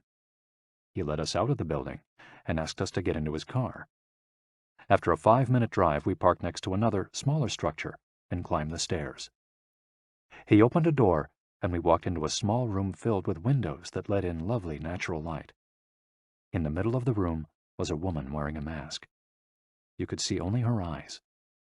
She was so focused on choosing individual bristles for the brushes, gracefully moving her hands and fingers, using scissors and combs to sort the bristles, that she didn't even notice our presence. Her movements were so quick, it was hard to tell what she was doing. The president of the company interrupted her to let her know that we'd be taking photos as she worked. We couldn't see her mouth, but the glint in her eye and the cheerful inflection in her speech let us know she was smiling. She looked happy and proud, talking about her work and responsibilities. We had to use extremely fast shutter speeds to capture her movements. Her hands danced and flowed in concert with her tools and the bristles she was sorting. The president told us that this Takumi was one of the most important people in the company, even though she was hidden away in a separate building. Every bristle of every brush the company made passed through her hands. Steve Jobs in Japan. Apple co-founder Steve Jobs was a big fan of Japan. Not only did he visit the Sony factories in the 1980s and adopt many of their methods when he founded Apple, he was also captivated by the simplicity and quality of Japanese porcelain in Kyoto. It was not, however, an artisan from Kyoto who won Steve Jobs' devotion, but rather a Takumi from Toyama named Yokio Shakunaga, who used a technique called Echu Setoyaki, known by only a few. On a visit to Kyoto, Jobs heard of an exhibition of Shakunaga's work. He immediately understood that there was something special about Shakunaga's porcelain. As a matter of fact, he bought several cups, vases, and plates, and went back to the show 3 times that week. Jobs returned to Kyoto several times over the course of his life in search of inspiration, and ended up meeting Shakunaga in person. It is said that Jobs had many questions for him, almost all of them about the fabrication process and the type of porcelain he used. Shakunaga explained that he used white porcelain he extracted himself from mountains in the Toyama prefecture, making him the only artist of his ilk familiar with the fabrication process of porcelain objects from their origins in the mountains to their final form, an authentic Takumi. Jobs was so impressed that he considered going to Toyama to see the mountain where Shakunaga got his porcelain, but thought better of it when he heard that it was more than 4 hours by train from Kyoto. In an interview after Jobs' death, Shakunaga said he was very proud that his work had been appreciated by the man who created the iPhone. He added that Jobs' last purchase from him had been a set of 12 teacups. Jobs had asked for something special, a new style. To satisfy this request, Shakunaga made 150 teacups in the process of testing out new ideas. Of these, he chose the 12 best and sent them to the Jobs family. Ever since his first trip to Japan, Jobs was fascinated and inspired by the country's artisans, engineers, especially at Sony, philosophy, especially Zen, and cuisine, especially sushi. Sophisticated simplicity. What do Japanese artisans, engineers, Zen philosophy, and cuisine have in common? Simplicity and attention to detail. It is not a lazy simplicity, but a sophisticated one that searches out new frontiers, always taking the object, the body and mind, or the cuisine to the next level, according to one's Ikigai. As Csikszentmihalyi would say, the key is always having a meaningful challenge to overcome in order to maintain flow. The documentary Jiro Dreams of Sushi gives us another example of a Takumi, this time in the kitchen. Its protagonist has been making sushi every day for more than 80 years and owns a small sushi restaurant near the Ginza subway station in Tokyo. He and his son go every day to the famous Tsukiji fish market and choose the best fish to bring back to the restaurant. In the documentary, we see one of Jiro's apprentices learning to make tamago, a thin, slightly sweet omelet. No matter how hard he tries, he can't get Jiro's approval. He keeps practicing for years until he finally does. Why does the apprentice refuse to give up?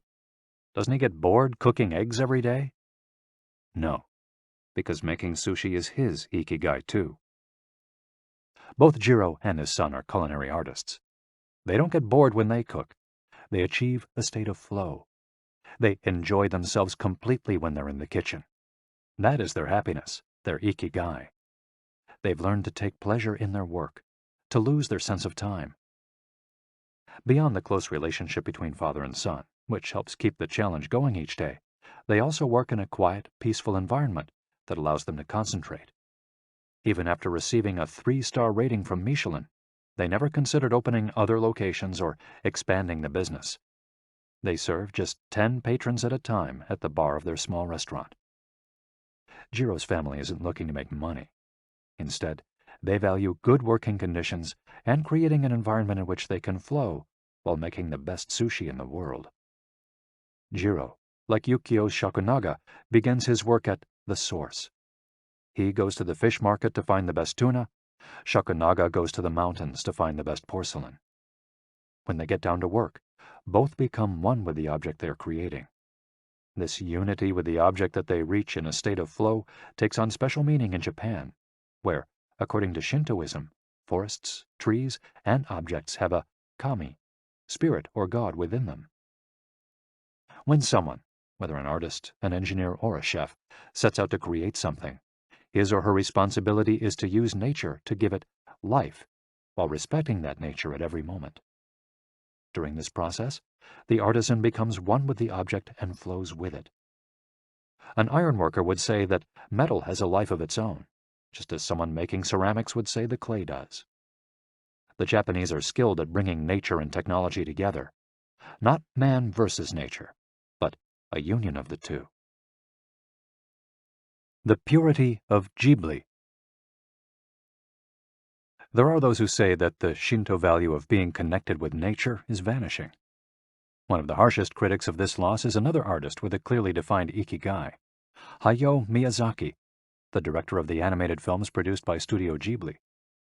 In nearly all his films, we see humans, technology, fantasy, and nature in a state of conflict, and in the end, coming together. One of the most poignant metaphors in his film Spirited Away is an obese spirit covered in trash that represents pollution of the rivers. In Miyazaki's films, forests have personalities, trees have feelings, and robots befriend birds. Considered a national treasure by the Japanese government, Miyazaki is an artist capable of becoming completely absorbed in his art. He uses a cell phone from the late 1990s, and he makes his entire team draw by hand. He directs his films by rendering on paper even the tiniest detail, achieving flow by drawing, not by using a computer. Thanks to this obsession on the director's part, Studio Ghibli is one of the only studios in the world where almost the entire production process is carried out using traditional techniques. Those who have visited Studio Ghibli know that it's fairly typical on a given Sunday to see a solitary individual tucked away in a corner, hard at work. A man in simple clothes who will greet them with an "Ohayo," hello, without looking up. Miyazaki is so passionate about his work that he spends many Sundays in the studio, enjoying the state of flow, putting his Ikigai above all else.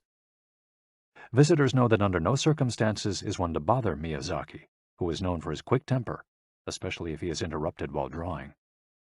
In 2013, Miyazaki announced he was going to retire. To commemorate his retirement, the television station NHK made a documentary showing him in his last days at work. He is drawing in nearly every scene of the film. In one scene, several of his colleagues are seen coming out of a meeting, and there he is, drawing in a corner, paying no attention to them. In another scene, he is shown walking to work on December 30th, a national holiday in Japan, and opening the doors of Studio Ghibli so he can spend the day there, drawing alone. Miyazaki can't stop drawing. The day after his retirement, instead of going on vacation or staying at home, he went to Studio Ghibli and sat down to draw. His colleagues put on their best poker faces, not knowing what to say. 1 year later, he announced he wouldn't make any more feature films, but that he would keep on drawing until the day he died. Can someone really retire if he's passionate about what he does? The Recluses. It is not only the Japanese who have this capacity. There are artists and scientists all over the world with strong, clear ikigais. They do what they love until their dying day. The last thing Einstein wrote before closing his eyes forever was a formula that attempted to unite all the forces of the universe in a single theory. When he died, he was still doing what he loved. If he hadn't been a physicist, he said, he would have been happy as a musician. When he wasn't focused on physics or mathematics, he enjoyed playing the violin. Reaching a state of flow while working on his formulas or playing music, his two ikigais, brought him endless pleasure. Many such artists might seem misanthropic or reclusive, but what they are really doing is protecting the time that brings them happiness, sometimes at the expense of other aspects of their lives. They are outliers who apply the principles of flow to their lives to an extreme. Another example of this kind of artist is the novelist Haruki Murakami. He sees only a close circle of friends and appears in public in Japan only once every few years. Artists know how important it is to protect their space, control their environment, and be free from distractions if they want to flow with their ikigai. Microflow, enjoying mundane tasks. But what happens when we have to, say, do the laundry, mow the lawn, or attend to paperwork? Is there a way to make these mundane tasks enjoyable? Near the Shinjuku subway station, in one of the neural centers of Tokyo, there is a supermarket that still employs elevator operators. The elevators are fairly standard and could easily be operated by the customers, but the store prefers to provide the service of someone holding the door open for you, pushing the button for your floor, and bowing as you exit. If you ask around, you'll learn that there is one elevator operator who has been doing the same job since 2004. She is always smiling and enthusiastic about her work. How is she able to enjoy such a job? Doesn't she get bored doing something so repetitive? On closer inspection, it becomes clear that the elevator operator is not just pushing buttons, but is instead performing a whole sequence of movements. She begins by greeting the customers with a song-like salutation, followed by a bow and a welcoming wave of the hand. Then she presses the elevator button with a graceful movement, as though she is a geisha offering a client a cup of tea. Csikszentmihalyi calls this microflow. We've all been bored in a class or at a conference and started doodling to keep ourselves entertained, or whistled while painting a wall. If we're not truly being challenged, we get bored and add a layer of complexity to amuse ourselves. Our ability to turn routine tasks into moments of microflow, into something we enjoy, is key to our being happy, since we all have to do such tasks. Even Bill Gates washes the dishes every night. He says he enjoys it, that it helps him relax and clear his mind, and that he tries to do it a little better each day, following an established order or set of rules he's made for himself. Plates first, forks second, and so on. It's one of his daily moments of microflow. Richard Feynman, one of the most important physicists of all time, also took pleasure in routine tasks. W. Daniel Hillis, one of the founders of the supercomputer manufacturer Thinking Machines, hired Feynman to work on the development of a computer that could handle parallel processing when he was already world famous. He says Feynman showed up on his first day of work and said, "Okay, boss, what's my assignment?" They didn't have anything prepared, so they asked him to work on a certain mathematical problem. He immediately realized they were giving him an irrelevant task to keep him busy and said, "That sounds like a bunch of baloney. Give me something real to do." So they sent him to a nearby shop to buy office supplies, and he completed his assignment with a smile on his face. When he didn't have something important to do or needed to rest his mind, Feynman dedicated himself to microflowing, say, painting the office walls. Weeks later, after visiting the Thinking Machines offices, a group of investors declared, "You have a Nobel laureate in there, painting walls and soldering circuits." Instant vacations. Getting there through meditation. Training the mind can get us to a place of flow more quickly. Meditation is one way to exercise our mental muscles. There are many types of meditation, but they all have the same objective: calming the mind, observing our thoughts and emotions, and centering our focus on a single object. The basic practice involves sitting with a straight back and focusing on your breath. Anyone can do it, and you feel a difference after just one session. By fixing your attention on the air moving in and out of your nose, you can slow the torrent of thoughts and clear your mental horizons. The Archer's Secret. The winner of the 1988 Olympic gold medal for archery was a 17-year-old woman from South Korea. When asked how she prepared, she replied that the most important part of her training was meditating for 2 hours each day. If we want to get better at reaching a state of flow, meditation is an excellent antidote to our smartphones and their notifications constantly clamoring for our attention. One of the most common mistakes among people starting to meditate is worrying about doing it right, achieving absolute mental silence or reaching nirvana. The most important thing is to focus on the journey. Since the mind is a constant swirl of thoughts, ideas, and emotions, slowing down the centrifuge, even for just a few seconds, can help us feel more rested and leave us with a sense of clarity. In fact, one of the things we learn in the practice of meditation is not to worry about anything that flits across our mental screen. The idea of killing our boss might flash into our mind, but we simply label it as a thought and let it pass like a cloud, without judging or rejecting it. It's only a thought, one of the 60,000 we have every day, according to some experts. Meditation generates alpha and theta brainwaves. For those experienced in meditation, these waves appear right away, while it might take half an hour for a beginner to experience them. These relaxing brainwaves are the ones that are activated right before we fall asleep, as we lie in the sun or right after taking a hot bath. We all carry a spa with us everywhere we go. It's just a matter of knowing how to get in, something anyone can do with a bit of practice. Humans as ritualistic beings. Life is inherently ritualistic. We could argue that humans naturally follow rituals that keep us busy. In some modern cultures, we've been forced out of our ritualistic lives to pursue goal after goal in order to be seen as successful. But throughout history, humans have always been busy. We were hunting, cooking, farming, exploring, and raising families, activities that were structured as rituals to keep us busy throughout our days. But in an unusual way, rituals still permeate daily life and business practices in modern Japan. The main religions in Japan, Confucianism, Buddhism, and Shintoism, are all ones in which the rituals are more important than absolute rules. When doing business in Japan, process, manners, and how you work on something is more important than the final results. Whether this is good or bad for the economy is beyond the scope of this audiobook. What is indisputable, though, is that finding flow in a ritualistic workplace is much easier than in one in which we are continually stressed out trying to achieve unclear goals set by our bosses. Rituals give us clear rules and objectives, which help us enter a state of flow. When we have only a big goal in front of us, we might feel lost or overwhelmed by it. Rituals help us by giving us the process, the sub-steps on the path to achieving a goal. When confronted with a big goal, try to break it down into parts, and then attack each part one by one.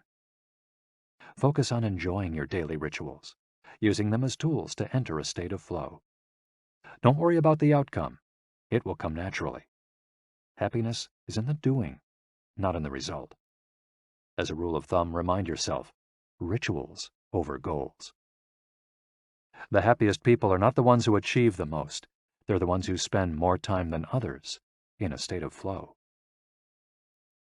Using flow to find your Ikigai.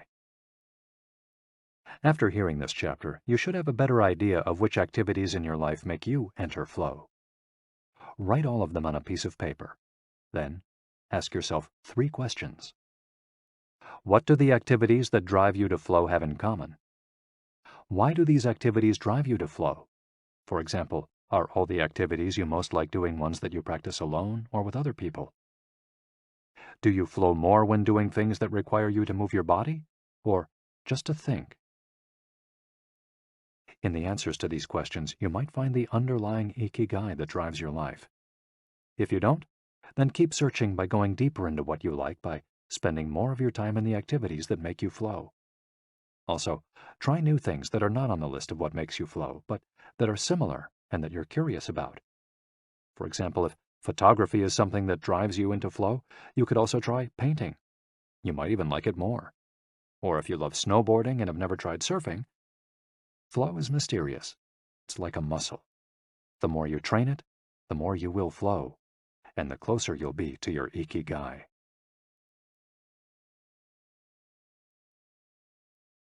Chapter 5. Masters of Longevity. Words of wisdom from the longest living people in the world. When we started working on this audiobook, we didn't want to just research the factors that contribute to a long and happy life. We wanted to hear from the true masters of this art. The interviews we conducted in Okinawa merit their own chapter, but in the section that precedes it, we've provided an overview of the life philosophies of a few international champions of longevity. We're talking about super centenarians, people who live to 110 years of age or more. The term was coined in 1970 by Norris McWhirter, editor of the Guinness Book of World Records. Its use became more widespread in the 1990s after it appeared in William Strauss and Neil Howe's Generations. Today, there are an estimated 300 to 450 super centenarians in the world, although the age of only around 75 of them has been confirmed. They aren't superheroes, but we could see them as such for having spent far more time on this planet than the average life expectancy would predict. Given the rise in life expectancy around the world, the number of supercentenarians might also increase. A healthy and purposeful life could help us join their ranks. Let's take a look at what a few of them have to say. Misao Okawa, 117. Eat and sleep, and you'll live a long time. You have to learn to relax. According to the Gerontology Research Group, until April 2015, the oldest living person in the world was Misao Okawa, who passed away in a care facility in Osaka, Japan after living for 117 years, 27 days. The daughter of a textile merchant, she was born in 1898, when Spain lost its colonies in Cuba and the Philippines, and the United States annexed Hawaii and launched Pepsi-Cola. Until she was 110, this woman, who lived in 3 different centuries, cared for herself unassisted. When specialists asked about her self-care routine, Misao answered simply, eating sushi and sleeping, to which we should add, having a tremendous thirst for life. When they inquired about her secret for longevity, she answered with a smile, I ask myself the same thing. Proof that Japan continues to be a factory of long life. In July of the same year, Sakari Momoi passed away at 112 years and 150 days old. At the time, he was the oldest man in the world, though he was younger than 57 women. Maria Capovilla, 116. I've never eaten meat in my life.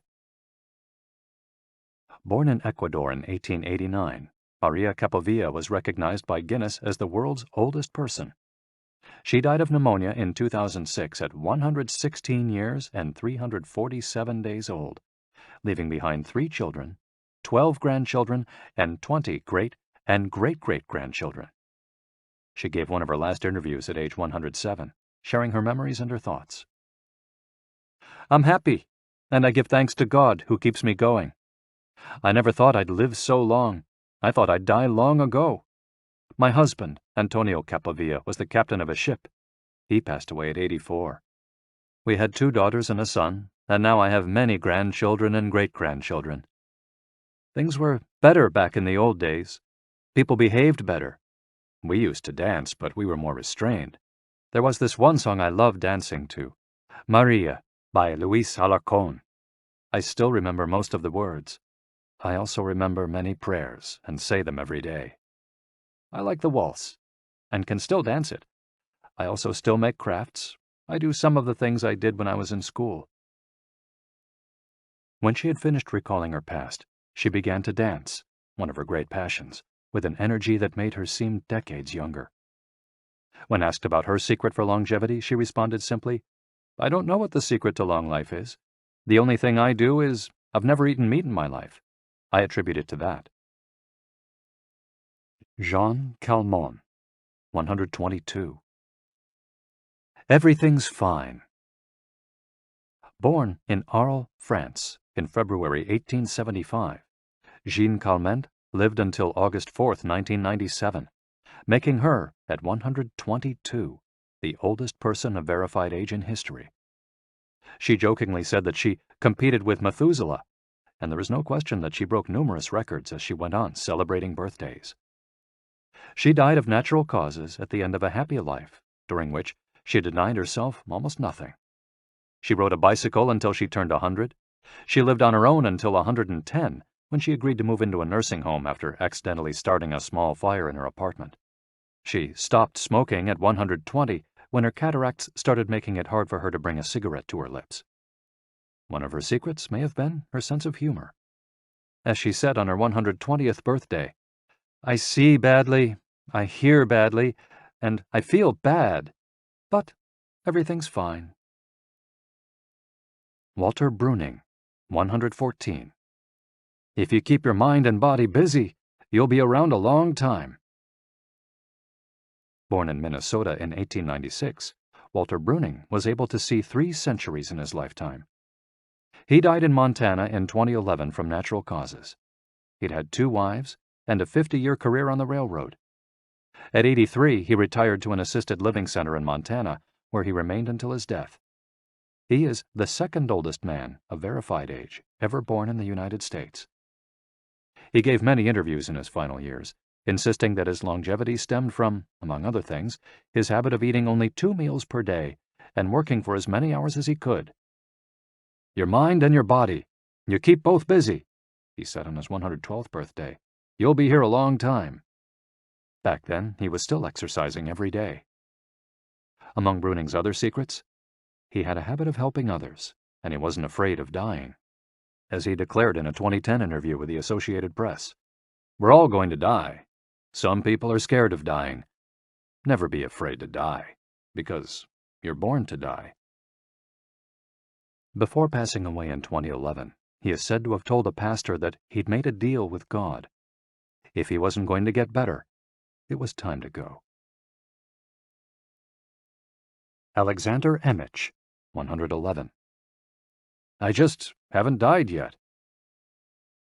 Born in Poland in 1903, Alexander Emich was a chemist and parapsychologist residing in the United States who, after the death of his predecessor in 2014, became the oldest man of authenticated age in the world. Emich himself died a year thereafter, in June of that year, leaving behind a long life rich with experiences. Emich attributed his longevity to, among other things, never drinking alcohol. "It's not as though I'd won the Nobel Prize," he said upon being declared the world's oldest man. "I never thought I'd get to be so old." When asked about his secret to living so long, his answer was, "I don't know. I just haven't died yet." Ikigai artists. The secret to long life, however, is not held by super-centenarians alone. There are many people of advanced age who, though they haven't made it into Guinness World Records, offer us inspiration and ideas for bringing energy and meaning to our lives. Artists, for example, who carry the torch of their Ikigai instead of retiring, have this power. Art, in all its forms, is an Ikigai that can bring happiness and purpose to our days. Enjoying or creating beauty is free, and something all human beings have access to. Hokusai, the Japanese artist who made woodblock prints in the ukiyo-e style and lived for 88 years, from the mid-18th to the mid-19th century, added this postscript to the first edition of his 100 Views of Mount Fuji. "All that I have produced before the age of 70 is not worth being counted. It is at the age of 73 that I have somewhat begun to understand the structure of true nature, of animals and grasses, and trees and birds, and fishes and insects. Consequently, at 80 years of age, I shall have made still more progress. At 90, I hope to have penetrated into the mystery of things. At 100 years of age, I should have reached decidedly a marvelous degree. And when I shall be 110, all that I do, every point and every line, shall be instinct with life." Following is our collection of some of the most inspirational words from artists interviewed by Camille Sweeney for the New York Times. Of those still living, none have retired, and all still enjoy their passion, which they plan to pursue until their final breath, demonstrating that when you have a clear purpose, no one can stop you. The actor Christopher Plummer, still working at 86, reveals a dark desire shared by many who love the profession. "We want to drop dead on stage. That would be a nice, theatrical way to go." Osamu Tezuka, the father of modern Japanese manga, shared this feeling. Before he died in 1989, his last words as he drew one final cartoon were, "Please, just let me work."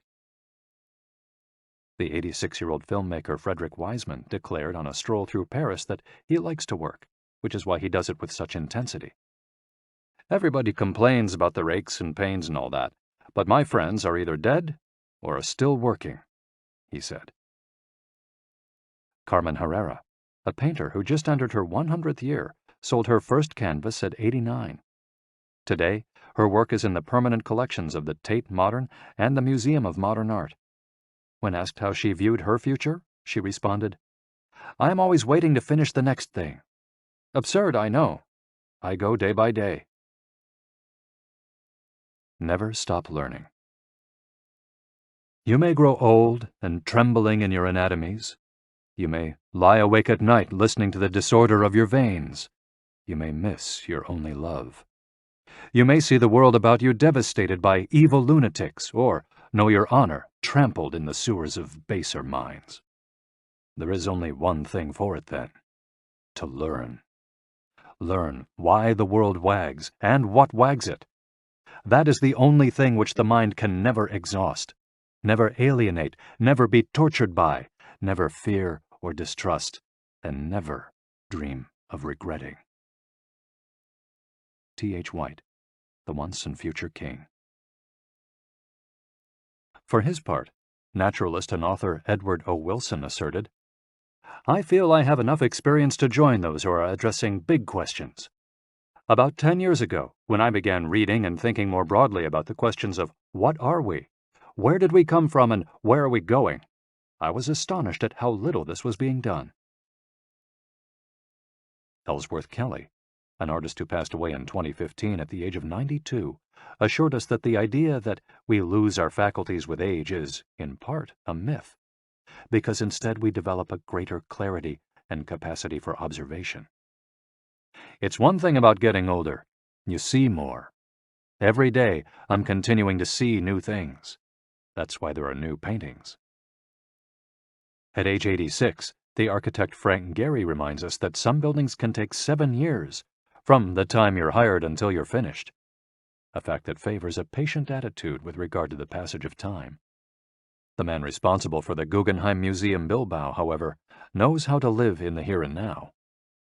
You stay in your time. You don't go backward. I think if you relate to the time you're in, you keep your eyes and ears open, read the paper, see what's going on, stay curious about everything, you will automatically be in your time. Longevity in Japan. Because of its robust civil registry, many of those verified as having lived the longest are found in the United States. However, there are many centenarians living in remote villages in other countries. A peaceful life in the countryside seems pretty common among people who have watched a century pass. Without question, the international superstar of longevity is Japan, which has the highest life expectancy of any country in the world. In addition to a healthy diet, which we will explore in detail, and an integrated healthcare system in which people go to the doctor for regular checkups to prevent disease, longevity in Japan is closely tied to its culture, as we'll see later on. The sense of community and the fact that Japanese people make an effort to stay active until the very end are key elements of their secret to long life. If you want to stay busy even when there's no need to work, there has to be an Ikigai on your horizon, a purpose that guides you throughout your life and pushes you to make things of beauty and utility for the community and yourself.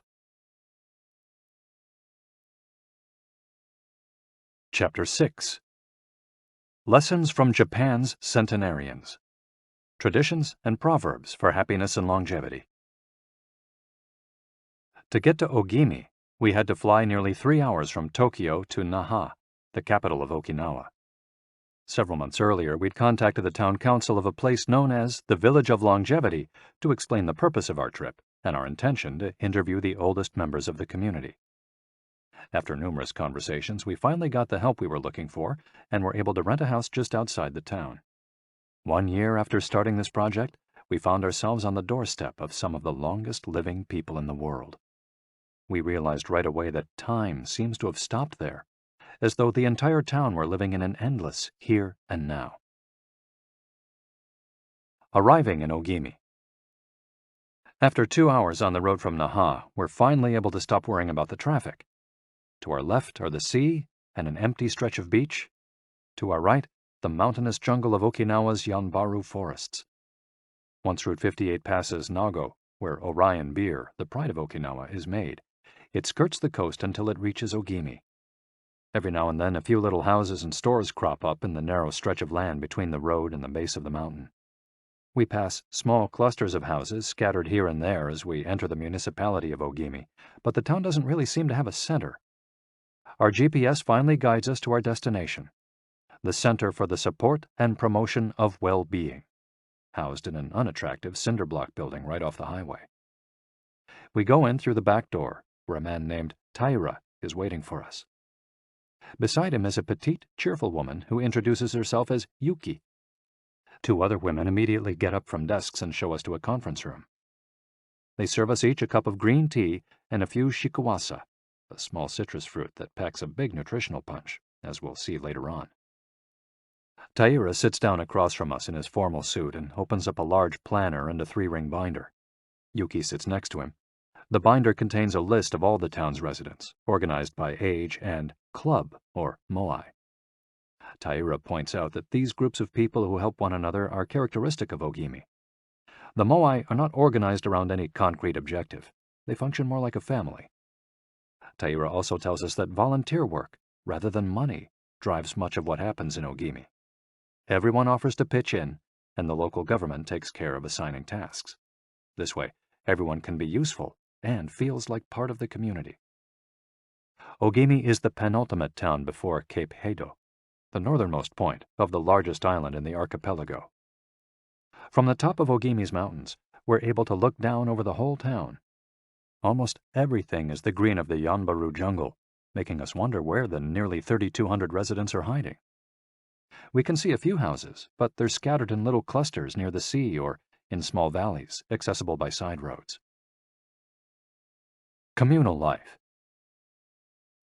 We're invited to eat in one of Ogimi's few restaurants, but when we arrive, the only 3 tables are already reserved.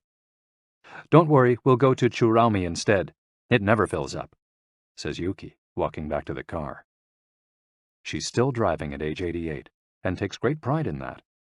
Her co-pilot is 99, and has also decided to spend the day with us. We have to drive fast to keep up with them on a highway that is sometimes more dirt than asphalt.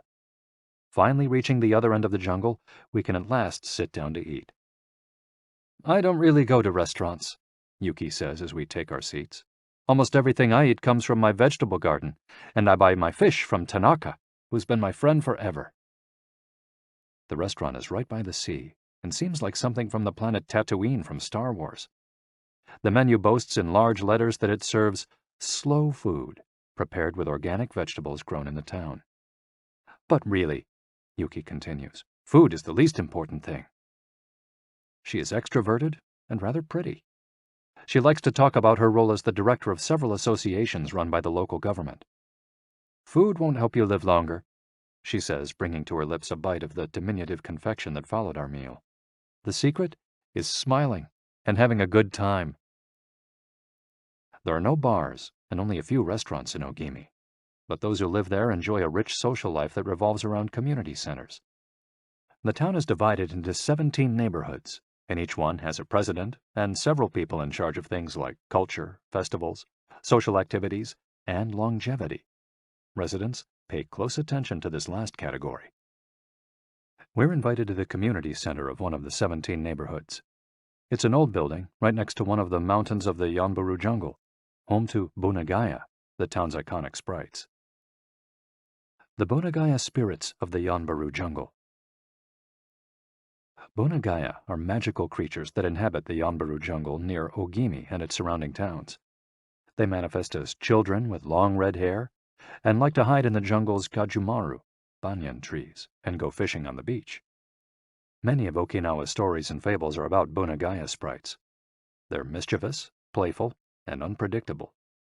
Locals say that the Bunagaya love the mountains, rivers, sea, trees, earth, wind, and animals, and that if you want to befriend them, you have to show respect for nature. A birthday party. When we arrive at the neighborhood's community center, we're greeted by a group of about 20 people who proudly proclaim, "The youngest among us is 83. We conduct our interviews at a large table while drinking green tea. When we finish, we're brought to an event space where we celebrate the birthdays of 3 members of the group. One woman is turning 99, another 94, and one young man has just reached 89. We sing a few songs popular in the village and finish up with "Happy Birthday" in English. The woman turning 99 blows out the candles and thanks everyone for coming to her party. We eat homemade shikuwasa cake and end up dancing and celebrating as though it were the birthday of a 20-something. It's the first party, but not the last, that we'll attend during our week in the village. We'll also do karaoke with a group of seniors who sing better than we do, and attend a traditional festival with local bands, dancers, and food stands at the foot of a mountain. Celebrate each day together. Celebrations seem to be an essential part of life in Ogimi. We're invited to watch a game of gate ball, one of the most popular sports among Okinawa's older residents. It involves hitting a ball with a mallet-like stick. It's a low-impact sport that can be played anywhere, and it's a good excuse to move around and have fun as a group. The residents hold local competitions, and there is no age limit for participants.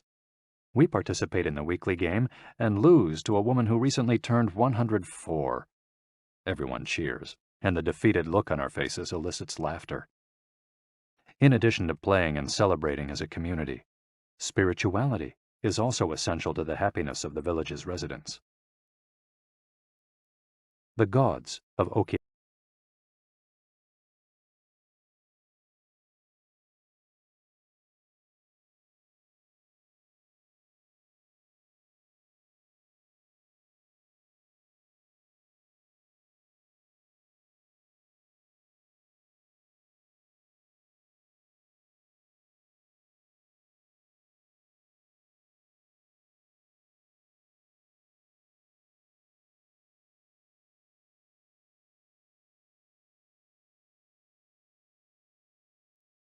The main religion in Okinawa is known as Ryukyu Shinto.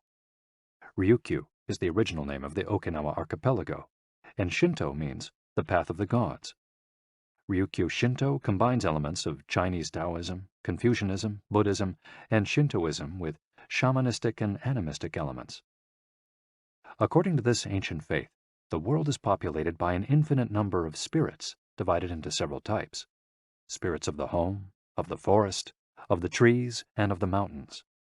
It's important to appease these spirits through rituals and festivals, and by consecrating sacred grounds. Okinawa is full of sacred jungles and forests, where many of the two main kinds of temples are found, the Utaki and the Uganju. We visited an Uganju, or small open-air temple, adorned with incense and coins, next to a waterfall in Ogimi. The Utaki is a collection of stones where people go to pray and where, supposedly, spirits gather. In Okinawa's religious practice, women are considered spiritually superior to men, whereas the opposite is true of traditional Shintoism in the rest of Japan. Yuta are women chosen as mediums by their communities to make contact with the spirit realm through traditional rites. Ancestor worship is another important feature of spiritual practice in Okinawa, and in Japan in general. The home of each generation's firstborn usually contains a butsudan, or small altar, used to pray for and make offerings to the family's ancestors. Mabui. Every person has an essence, or mabui. This mabui is our spirit and the source of our life force. It is immortal and makes us who we are. Sometimes the mabui of someone who has died is trapped in the body of a living person. This situation requires a separation ritual to free the mabui of the deceased. It often happens when a person dies suddenly, especially at a young age, and his or her mabui does not want to move on to the realm of the dead. A mabui can also be passed from person to person by physical contact. A grandmother who leaves her granddaughter a ring transfers a part of her mabui to her. Photographs can also be a medium for passing mabui among people. The older, the stronger. Looking back, our days in Ogimi were intense but relaxed, sort of like the lifestyle of the locals, who always seemed to be busy with important tasks, but who, upon closer inspection, did everything with a sense of calm. They were always pursuing their Ikigai, but they were never in a rush.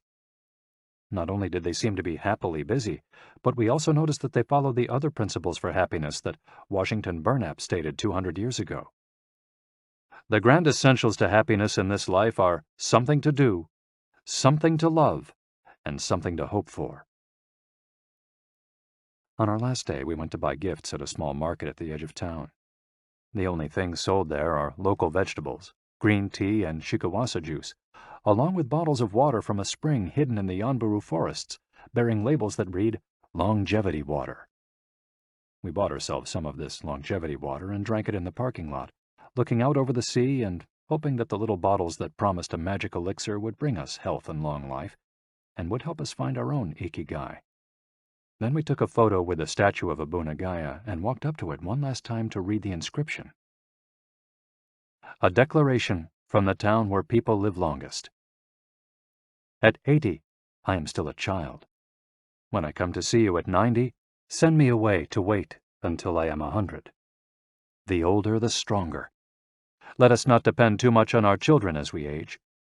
If you seek long life and health, you are welcome in our village, where you will be blessed by nature, and together we will discover the secret to longevity. April 23, 1993, Ogimi Federation of Senior Citizens Clubs. The interviews. Over the course of a week, we conducted a total of 100 interviews, asking the eldest members of the community about their life philosophy, their Ikigai, and the secrets to longevity. We filmed these conversations with 2 cameras for use in a little documentary, and chose a few especially meaningful and inspiring statements to include in this section of the audiobook. 1. Don't worry. The secret to a long life is not to worry, and to keep your heart young. Don't let it grow old. Open your heart to people with a nice smile on your face. If you smile and open your heart, your grandchildren and everyone else will want to see you. The best way to avoid anxiety is to go out in the street and say hello to people. I do it every day. I go out there and say hello and see you later. Then I go home and care for my vegetable garden. In the afternoon, I spend time with friends. Here, everyone gets along. We try not to cause problems. Spending time together and having fun is the only thing that matters. 2. Cultivate good habits. I feel joy every morning waking up at 6 and opening the curtains to look out at my garden, where I grow my own vegetables. I go right outside to check on my tomatoes, my mandarin oranges. I love the sight of them. It relaxes me. After an hour in the garden, I go back inside and make breakfast. I plant my own vegetables and cook them myself. That's my Ikigai. The key to staying sharp in old age is in your fingers. From your fingers to your brain and back again. If you keep your fingers busy, you'll live to see 100. I get up at 4 every day. I set my alarm for that time, have a cup of coffee, and do a little exercise, lifting my arms. That gives me energy for the rest of the day. I eat a bit of everything. I think that's the secret. I like variety in what I eat. I think it tastes better. Working. If you don't work, your body breaks down. When I wake up, I go to the Butsudan and light incense. You have to keep your ancestors in mind. It's the first thing I do every morning. I wake up every day at the same time, early, and spend the morning in my vegetable garden. I go dancing with my friends once a week. I do exercise every day, and every morning I go for a little walk. I never forget to do my Taiso exercises when I get up. Eating vegetables, it helps you live longer. To live a long time, you need to do 3 things. Exercise to stay healthy, eat well, and spend time with people. 3. Nurture your friendships every day. Getting together with my friends is my most important Ikigai. We all get together here and talk. It's very important. I always know I'll see them all here tomorrow, and that's one of my favorite things in life. My main hobby is getting together with friends and neighbors. Talking each day with the people you love, that's the secret to a long life. I say hello and see you later to the children on their way to school and wave at everyone who goes by me in their car. Drive safely, I say. Between 7:20 a.m. and 8:15 a.m., I'm outside on my feet the whole time, saying hello to people. Once everyone's gone, I go back inside. Chatting and drinking tea with my neighbors, that's the best thing in life. And singing together. I wake up at 5 every morning, leave the house, and walk to the sea. Then I go to a friend's house and we have tea together. That's the secret to a long life, getting together with people and going from place to place. 4. Live an unhurried life. My secret to a long life is always saying to myself, slow down and relax. You live much longer if you're not in a hurry. I make things with wicker. That's my Ikigai. The first thing I do when I wake up is pray. Then I do my exercises and eat breakfast. At 7, I calmly start working on my wicker. When I get tired at 5, I go visit my friends. Doing many different things every day. Always staying busy but doing one thing at a time without getting overwhelmed. The secret to long life is going to bed early, waking up early, and going for a walk. Living peacefully and enjoying the little things. Getting along with your friends. Spring, summer, fall, winter. Enjoying each season happily. 5. Be optimistic. Every day I say to myself, today will be full of health and energy. Live it to the fullest. I'm 98, but consider myself young. I still have so much to do. Laugh. Laughter is the most important thing. I laugh wherever I go. I'm going to live to be 100. Of course I am. It's a huge motivation for me. Dancing and singing with your grandchildren is the best thing in life. I feel very fortunate to have been born here. I give thanks for it every day. The most important thing in Ogimi, in life, is to keep smiling. I do volunteer work to give back to the village a bit of what it has given to me. For example, I use my car to help friends get to the hospital. There's no secret to it. The trick is just to live. Keys to the Ogimi lifestyle. 100% of the people we interviewed keep a vegetable garden, and most of them also have fields of tea, mangoes, shikawasa, and so on. All belong to some form of neighborhood association where they feel cared for as though by family. They celebrate all the time, even little things. Music, song, and dance are essential parts of daily life. They have an important purpose in life, or several. They have an Ikigai, but they don't take it too seriously. They're relaxed and enjoy all that they do. They are very proud of their traditions and local culture. They are passionate about everything they do, however insignificant it might seem. Locals have a strong sense of yui ma'aru, recognizing the connection between people. They help each other with everything from work in the fields, harvesting sugarcane or planting rice, to building houses and municipal projects. Our friend Miyagi, who ate dinner with us on our last night in town, told us that he was building a new home with the help of all his friends, and that we could stay there the next time we were in Ogimi. They are always busy, but they occupy themselves with tasks that allow them to relax. We didn't see a single old grandpa sitting on a bench doing nothing. They're always coming and going, to sing karaoke, visit with neighbors, or play a game of gateball. Chapter 7. The Ikigai Diet. What the world's longest living people eat and drink. According to the World Health Organization, Japan has the highest life expectancy in the world, 85 years for men and 87.3 years for women. Moreover, it has the highest ratio of centenarians in the world, more than 520 for every million people, as of September 2016. While life expectancy in Japan is high overall, Okinawa exceeds the national average. Okinawa is one of the areas in Japan that were most affected by World War II.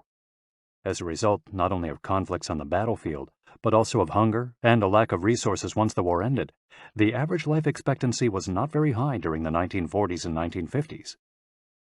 As Okinawans recovered from the destruction, however, they came to be some of the country's longest living citizens. What secrets to long life do the Japanese hold? What is it about Okinawa that makes it the best of the best in terms of life expectancy? Experts point out that, for one thing, Okinawa is the only province in Japan without trains. Its residents have to walk or cycle when not driving. It's also the only province that has managed to follow the Japanese government's recommendation of eating less than 10 grams of salt per day. Okinawa's Miracle Diet.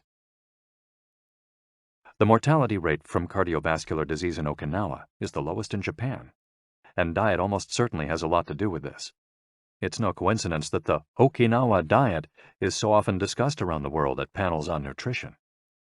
The most concrete and widely cited data on diet in Okinawa came from studies by Makoto Suzuki, a cardiologist at the University of Ryukyu, who has published more than 700 scientific articles on nutrition and aging in Okinawa since 1970.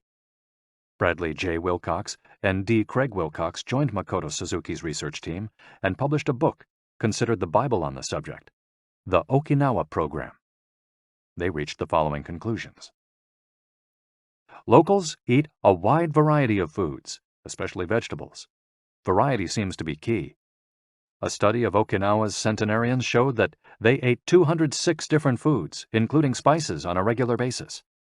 They ate an average of 18 different foods each day, a striking contrast to the nutritional poverty of our fast food culture. They eat at least 5 servings of fruits and vegetables every day. At least 7 types of fruits and vegetables are consumed by Okinawans on a daily basis. The easiest way to check if there's enough variety on your table is to make sure you're eating the rainbow. A table featuring red peppers, carrots, spinach, cauliflower, and eggplant, for example, offers great color and variety. Vegetables, potatoes, legumes, and soy products, such as tofu, are the staples of an Okinawan's diet. More than 30% of their daily calories come from vegetables. Grains are the foundation of their diet. Japanese people eat white rice every day, sometimes adding noodles. Rice is the primary food in Okinawa as well. They rarely eat sugar. And if they do, it's cane sugar. We drove through several sugarcane fields every morning on our way to Ogimi, and even drank a glass of cane juice at Nakijin Castle. Beside the stall selling the juice was a sign describing the anti-carcinogenic benefits of sugarcane. In addition to these basic dietary principles, Okinawans eat fish an average of 3 times per week. Unlike in other parts of Japan, the most frequently consumed meat is pork, though locals eat it only once or twice per week. Along these lines, Makoto Suzuki's studies indicate the following. Okinawans consume, in general, 1/3 as much sugar as the rest of Japan's population, which means that sweets and chocolate are much less a part of their diet. They also eat practically half as much salt as the rest of Japan, 7 grams per day compared to an average of 12. They consume fewer calories, an average of 1,785 per day compared to 2,068 in the rest of Japan. In fact, low caloric intake is common among the 5 blue zones. Hara-hachi-bu. This brings us back to the 80% rule we mentioned in the first chapter, a concept known in Japanese as hara-hachi-bu. It's easy to do. When you notice you're almost full but could have a little more, just stop eating. One easy way to start applying the concept of hara-hachi-bu is to skip dessert, or to reduce portion size. The idea is to still be a little bit hungry when you finish. This is why portion size tends to be much smaller in Japan than in the West. Food isn't served as appetizers, main courses, and dessert. Instead, it's much more common to see everything presented at once on small plates. One with rice, another with vegetables, a bowl of miso soup, and something to snack on. Serving food on many small plates makes it easier to avoid eating too much and facilitates the varied diet discussed at the beginning of this chapter. Hara-hachi-bu is an ancient practice. The 12th century book on Zen Buddhism, Zazen Youjinki, recommends eating 2/3 as much as you might want to. Eating less than one might want is common among all Buddhist temples in the East. Perhaps Buddhism recognized the benefits of limiting caloric intake more than 9 centuries ago. So, eat less to live longer? Few would challenge this idea. Without taking it to the extreme of malnutrition, of course, eating fewer calories than our bodies ask for seems to increase longevity. The key to staying healthy while consuming fewer calories is eating foods with a high nutritional value, especially superfoods, and avoiding those that add to our overall caloric intake but offer little to no nutritional value. The calorie restriction we've been discussing is one of the most effective ways to add years to your life. If the body regularly consumes enough or too many calories, it gets lethargic and starts to wear down, expending significant energy on digestion alone. Another benefit of calorie restriction is that it reduces levels of IGF-1, insulin-like growth factor 1, in the body. IGF-1 is a protein that plays a significant role in the aging process. It seems that one of the reasons humans and animals age is an excess of this protein in their blood. Whether calorie restriction will extend lifespan in humans is not yet known, but data increasingly indicate that moderate calorie restriction with adequate nutrition has a powerful protective effect against obesity, type 2 diabetes, inflammation, hypertension, and cardiovascular disease, and reduces metabolic risk factors associated with cancer. An alternative to following the 80% rule on a daily basis is to fast for 1 or 2 days each week. The 5-2, or fasting diet, recommends 2 days of fasting, consuming fewer than 500 calories every week, and eating normally on the other 5 days. Among its many benefits, fasting helps cleanse the digestive system and allows it to rest. 15 natural antioxidants found in the Okinawan diet. Antioxidants are molecules that slow down the oxidation process in cells, neutralizing the free radicals that cause damage and accelerate aging. The antioxidant power of green tea, for example, is well known and will be discussed later at greater length. Because they are rich in antioxidants and are eaten nearly every day in the region, these 15 foods are considered keys to Okinawan vitality. Tofu, miso, tuna, carrots, goya, a bitter melon, kombu, sea kelp, cabbage, nori, seaweed, onion, soy sprouts, hechima, a cucumber-like gourd, soybeans, boiled or raw, sweet potato, peppers, and sanpin-cha, jasmine tea. Sanpin-cha, the reigning infusion in Okinawa. Okinawans drink more sanpin-cha, a mix of green tea and jasmine flowers, than any other kind of tea. The closest approximation in the West would be the jasmine tea that usually comes from China. A 1988 study conducted by Hiroko Sho at the Okinawa Institute of Science and Technology indicates that jasmine tea reduces blood cholesterol levels. Sanpin-cha can be found in many different forms in Okinawa and is even available in vending machines. In addition to all the antioxidant benefits of green tea, it boasts the benefits of jasmine, which include reducing the risk of heart attack, strengthening the immune system, helping relieve stress, lowering cholesterol. Okinawans drink an average of 3 cups of sanpin-cha every day. It might be hard to find exactly the same blend in the West, but we can drink jasmine tea, or even a high-quality green tea instead. The secrets of green tea. Green tea has been credited for centuries with significant medicinal properties. Recent studies have confirmed its many benefits and have attested to the importance of this ancient plant in the longevity of those who drink it often. Originally from China, where it's been consumed for millennia, green tea didn't make its way to the rest of the world until just a few centuries ago. Unlike other teas, and as a result of being air-dried without fermentation, it retains its active elements even after being dried and crumbled. It offers meaningful health benefits such as controlling cholesterol, lowering blood sugar levels, improving circulation, protection against the flu, vitamin C, promoting bone health, fluoride, protection against certain bacterial infections, protection against UV damage, cleansing, and diuretic effects.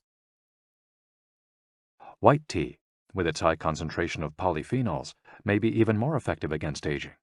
In fact, it's considered to be the natural product with the greatest antioxidant power in the world, to the extent that 1 cup of white tea might pack the same punch as a dozen glasses of orange juice. In summary, drinking green or white tea every day can help us reduce the free radicals in our bodies, keeping us young longer. The powerful shikuwasa.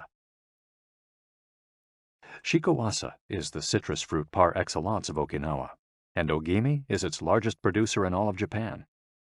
The fruit is extremely acidic. It's impossible to drink shikuwasa juice without diluting it first with water. Its taste is somewhere between that of a lime and a mandarin orange, to which it bears a family resemblance.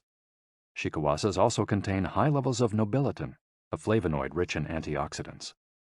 All citrus fruits, grapefruits, oranges, lemons, are high in nobiletin, but Okinawa's shikuwasas have 40 times as much as oranges. Consuming nobiletin has been proven to protect us from arteriosclerosis, cancer, type 2 diabetes, and obesity in general. Shikuwasas also contain vitamins C and B, beta-carotene, and minerals. They're used in many traditional dishes and to add flavor to food, and are squeezed to make juice. While conducting research at the birthday parties of the town's grandparents, we were served shikuwasa cake. The antioxidant canon for Westerners. In 2010, the UK's Daily Mirror published a list of foods recommended by experts to combat aging. Among these foods readily available in the West are vegetables, such as broccoli and chard, for their high concentration of water, minerals, and fiber. Oily fish, such as salmon, mackerel, tuna, and sardines, for all the antioxidants in their fat. Fruits, such as citrus, strawberries, and apricots.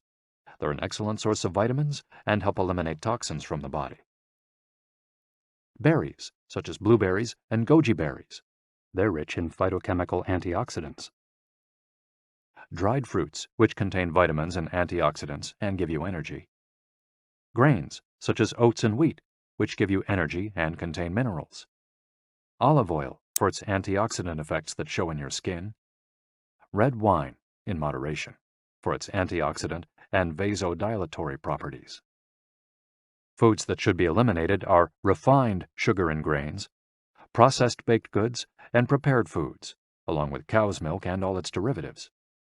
Following this diet will help you feel younger and slow the process of premature aging. Chapter 8. Gentle Movements, Longer Life. Exercises from the East that promote health and longevity. Studies from the Blue Zone suggest that the people who live the longest are not the ones who do the most exercise, but rather the ones who move the most. When we visited Ogimi, the village of longevity, we discovered that even people over 80 and 90 years old are still highly active. They don't stay at home looking out the window or reading the newspaper. Ogimi's residents walk a lot, do karaoke with their neighbors, get up early in the morning, and as soon as they've had breakfast, or even before, head outside to weed their gardens.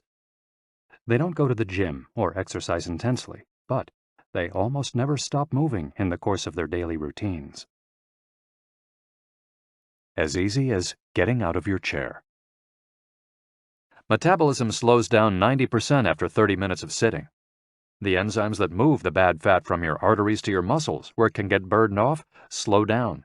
And after 2 hours, good cholesterol drops 20%. Just getting up for 5 minutes is going to get things going again. These things are so simple they're almost stupid, says Gavin Bradley in a 2015 interview with Bridget Schulte for The Washington Post. Bradley is one of the preeminent experts on the subject, and the director of an international organization dedicated to building awareness of how detrimental sitting all the time can be to our health. If we live in a city, we might find it hard to move in natural and healthy ways every day, but we can turn to exercises that have proven for centuries to be good for the body. The Eastern disciplines for bringing body, mind, and soul into balance have become quite popular in the West, but in their countries of origin, they've been used for ages to promote health. Yoga, originally from India, though very popular in Japan, and China's Qigong and Tai Chi, among other disciplines, seek to create harmony between a person's body and mind so they can face the world with strength, joy, and serenity. They're touted as elixirs of youth, and science has endorsed the claim. These gentle exercises offer extraordinary health benefits and are particularly appropriate for older individuals who have a harder time staying fit. Tai Chi has been shown, among other things, to slow the development of osteoporosis and Parkinson's disease, to increase circulation, and to improve muscle tone and flexibility. Its emotional benefits are just as important. It's a great shield against stress and depression. You don't need to go to the gym for an hour every day or run marathons. As Japanese centenarians show us, all you need is to add movement to your day. Practicing any of these Eastern disciplines on a regular basis is a great way to do so. An added benefit is that they all have well-defined steps, and as we heard in Chapter 4, disciplines with clear rules are good for flow. If you don't like any of these disciplines, feel free to choose a practice that you love and that makes you move. Following, We'll take a look at some of the practices that promote health and longevity. But first, a little appetizer. A singularly Japanese exercise for starting your day. Radio Taiso. This morning warm-up has been around since before World War II. The radio part of its name is from when the instructions for each exercise were transmitted over the radio. But today people usually do these movements while tuned to a television channel or internet video demonstrating the steps. One of the main purposes of doing radio Taiso is to promote a spirit of unity among participants. The exercises are always done in groups, usually in schools before the start of classes, and in businesses before the workday begins. Statistics show that 30% of Japanese practice radio Taiso for a few minutes every morning. But radio Taiso is one thing that almost everyone we interviewed in Ogimi had in common. Even the residents of the nursing home we visited dedicated at least 5 minutes every day to doing it, though some did the exercises from their wheelchairs. We joined them on their daily practice, and we felt refreshed for the rest of the day. When these exercises are done in a group, it's usually on a sports field or in a large reception hall, and typically involves some kind of loudspeaker. The exercises take 5 or 10 minutes, depending on whether you do all or only some of them. They focus on dynamic stretching and increasing joint mobility. One of the most iconic radio Taiso exercises consists of simply raising your arms above your head and then bringing them down in a circular motion. It's a tool to wake up the body, an easy mobility workout that is low in intensity and that focuses on exercising as many joints as possible. It might seem basic, but in our modern lives, we can spend days without raising our arms above our ears. Think about it. Our arms are down when using computers, when using smartphones, when reading books. One of the few times we raise our hands over our heads is when reaching for something in a cupboard or closet, while our ancestors were raising their hands over their heads all the time when gathering things from trees. Radio Taiso helps us to practice all the basic movements of the body. Yoga. Popular in Japan as well as in the West, yoga can be done by almost anyone. Some of its poses have even been adapted for pregnant women and practitioners with physical disabilities. Yoga comes from India, where it was developed millennia ago to unite our mental and physical elements. The word yoga itself comes from the Sanskrit term for yoke, which refers to the crosspiece that binds draft animals to one another and to the cart they're pulling. Yoga strives to unite body and mind in the same way, guiding us toward a healthy lifestyle in harmony with the world around us. The main objectives of yoga are to bring us closer to our human nature, mental and physical purification, to bring us closer to the divine. Styles of yoga. Though all are oriented towards similar goals, there are many different types of yoga that vary according to the traditions and texts from which they were developed. The differences among them lie, as the masters say, in the path taken to the summit of our best self. Jnana Yoga. The yoga of wisdom, the search for discipline and mental growth. Karma Yoga focuses on action, on tasks and duties that benefit oneself and one's community. Bhakti Yoga, the yoga of devotion and surrender to the divine. Mantra Yoga focuses on the recitation of mantras to reach a state of relaxation. Kundalini Yoga combines diverse steps to reach the desired mental state. Raja Yoga, also known as the royal path, encompasses a range of steps geared toward achieving communion with oneself and others. Hatha Yoga, the most widespread form in the West and Japan, characterized by asanas or poses combined in a quest for balance. How to do a sun salutation. The sun salutation is one of the most iconic exercises in Hatha Yoga. To do it, you simply have to follow these 12 basic movements. 1. With your feet together, stand up straight, but keep your muscles relaxed. Exhale. 2. Place the palms of your hands together in front of your chest. From this position, inhale as you raise your arms above your head and bend backwards slightly. 3. Exhale as you bend forward until you touch the ground with the palms of your hands, without bending your knees. 4. Stretch one leg back to touch the floor with the tips of your toes. Inhale. 5. Bring the other leg back, keeping your legs and arms straight as you hold your breath. 6. As you exhale, bend your arms and bring your chest to the ground, and then forward, resting your knees on the ground. 7. Straighten your arms and bend your spine back, keeping the lower half of your body on the ground. Inhale. 8. With your hands and feet on the ground, lift your hips until your arms and legs are straight and your body forms an upside-down V. Exhale throughout the movement. 9. Bring forward the same leg you'd stretched back earlier and bend it so that your knee and foot are aligned under your head and between your hands. Inhale. 10. Exhale as you bring your back foot forward and straighten your legs, keeping your hands on the ground as in posture 3. 11. Bring your arms above your head with your palms together and bend backwards slightly as you did in posture 2 while you inhale. 12. Lower your arms to their initial position in mountain pose while you exhale. You've just greeted the sun. Now you're ready to have a fantastic day. Tai Chi. Also known as Tai Chi Chuan, Tai Chi is a Chinese martial art that can be traced back hundreds of years to Buddhism and Confucianism. It's very popular in Japan, too. According to Chinese tradition, it was created by the Taoist master and martial arts practitioner Zhang Sanfeng, though it was Yang Luchan who in the 19th century brought the form to the rest of the world. Tai Chi was originally a neijia, or internal martial art, meaning its goal was personal growth. Focused on self-defense, it teaches those who practice it to defeat their adversaries by using the least amount of force possible and by relying on agility. Tai Chi, which was also seen as a means of healing body and mind, would go on to be used more frequently to foster health and inner peace. To encourage its citizens to be more active, the Chinese government promoted it as an exercise, and it lost its original connection to martial arts, becoming instead a source of health and well-being, accessible to all. Styles of Tai Chi. There are different schools and styles of Tai Chi. The following are the best known. Chen style alternates between slow movements and explosive ones. Yang style, the most widespread of the forms, characterized by slow, fluid movements. Wu style utilizes small, slow, deliberate movements.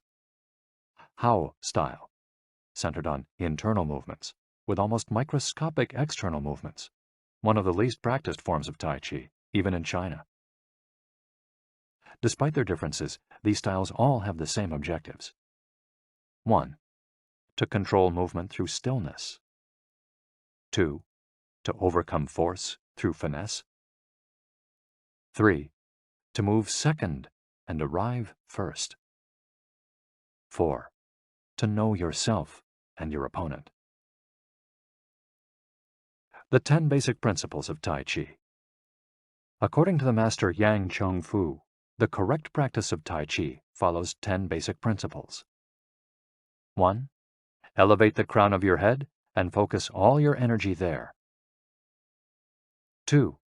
Tighten your chest and expand your back to lighten your lower body. 3. Relax your waist and let it guide your body. 4. Learn to differentiate between heaviness and lightness, knowing how your weight is distributed. 5. Relax the shoulders to allow free movement of the arms and promote the flow of energy. 6. Value the agility of the mind over the strength of the body.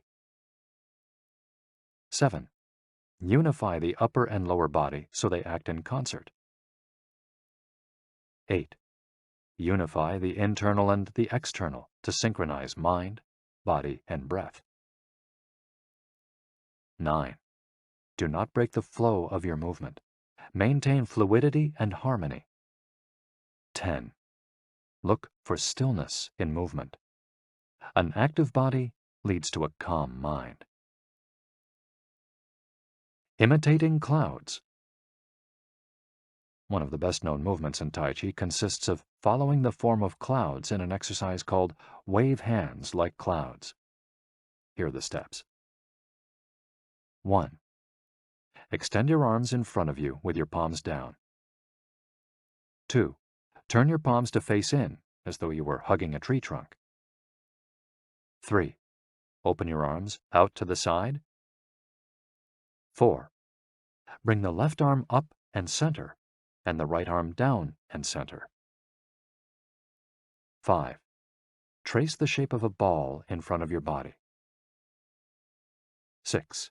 Turn your left palm toward your face. 7. Shift your weight to your left foot and pivot from your hip toward that side while your eyes follow the movement of your hand. 8. Bring your left hand to your waist and your right hand in front of your face. 9. Shift your weight to your right foot. 10. Pivot toward your right, looking at your raised right hand the entire time. 11. Repeat this movement fluidly, shifting your weight from one foot to the other as you reposition your hands. 12. Stretch your arms out in front of you again and bring them down slowly, returning to your initial position. Qigong, also known as Qi Kung. Its name combines Qi, life force or energy, and Gong, work, indicating that the form works with the individual's life force. Though relatively modern, especially under its current name, the art of Qigong is based on the Tao Yin, an ancient art meant to foster mental and physical well-being. The practice began to appear in reports on training in martial arts at the beginning of the 20th century, and by the 1930s was being used in hospitals. The Chinese government later popularized it, as it had done with Tai Chi. Qigong involves static and dynamic physical exercises that stimulate respiration in a standing, seated, or reclined position. There are many different styles of Qigong, but all of them seek to strengthen and regenerate Qi. Though its movements are typically gentle, the practice is intense. Benefits of Qigong. According to numerous international scientific studies, Qigong, like Tai Chi and yoga, offers significant health benefits. The following stand out among those proven through scientific research, as observed by Dr. Kenneth M. Sancer of San Francisco's Qigong Institute in his article, Medicinal Applications of Qigong. Modification of brainwaves. Improved balance of sex hormones. Lower mortality rate from heart attacks. Lower blood pressure in patients with hypertension. Greater bone density. Better circulation. Deceleration of symptoms associated with senility. Greater balance and efficiency of bodily functions. Increased blood flow to the brain and greater mind-body connection. Improved cardiac function. Reduction in the secondary effects of cancer treatments. Practicing these arts not only keeps us in shape, it also helps extend our lives. Methods for practicing Qigong. In order to practice Qigong correctly, we should remember that our life energy flows through our whole body. We should know how to regulate its many parts. 1. Tiao Shen. Regulating the body by adopting the correct posture. It's important to be firmly rooted to the ground. 2. Tiao Shi. Regulating the breath until it is calm, steady, and peaceful. 3. Jiao Xin.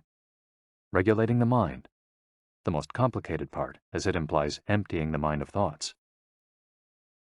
Jiao Qi. Regulating the life force through the regulation of the 3 prior elements so that it flows naturally. 5. Jiao Shen. Regulating the spirit.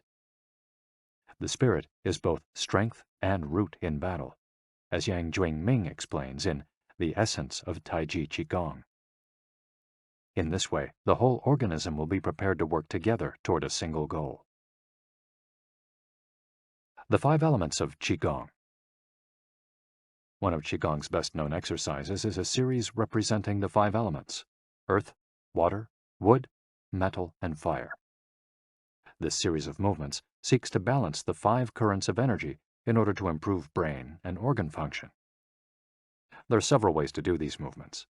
In this case, we're following the model of Professor Maria Isabel Garcia Monreal from the Qigong Institute in Barcelona. Earth. 1. Stand with your legs apart and your feet directly below your shoulders. 2. Turn your feet outwards slightly to straighten the posture. 3. Keep your shoulders relaxed and down, and your arms loose at your sides, slightly away from your body. This is the Wu Qi, or rooted posture. 4. As you inhale, raise your arms in front of you until your hands are level with your shoulders, your palms facing down. 5. Exhale as you bend your knees and bring your arms down until your hands are level with your stomach, your palms facing in. 6. Hold this position for a few seconds, focusing on your breath. Water. Starting from earth posture, bend your knees into a squat, keeping your chest upright and exhaling throughout. 2. Press your coccyx downward to stretch your lumbar spine. 3. As you inhale, stand to return to earth posture. 4. Repeat twice for a total of 3.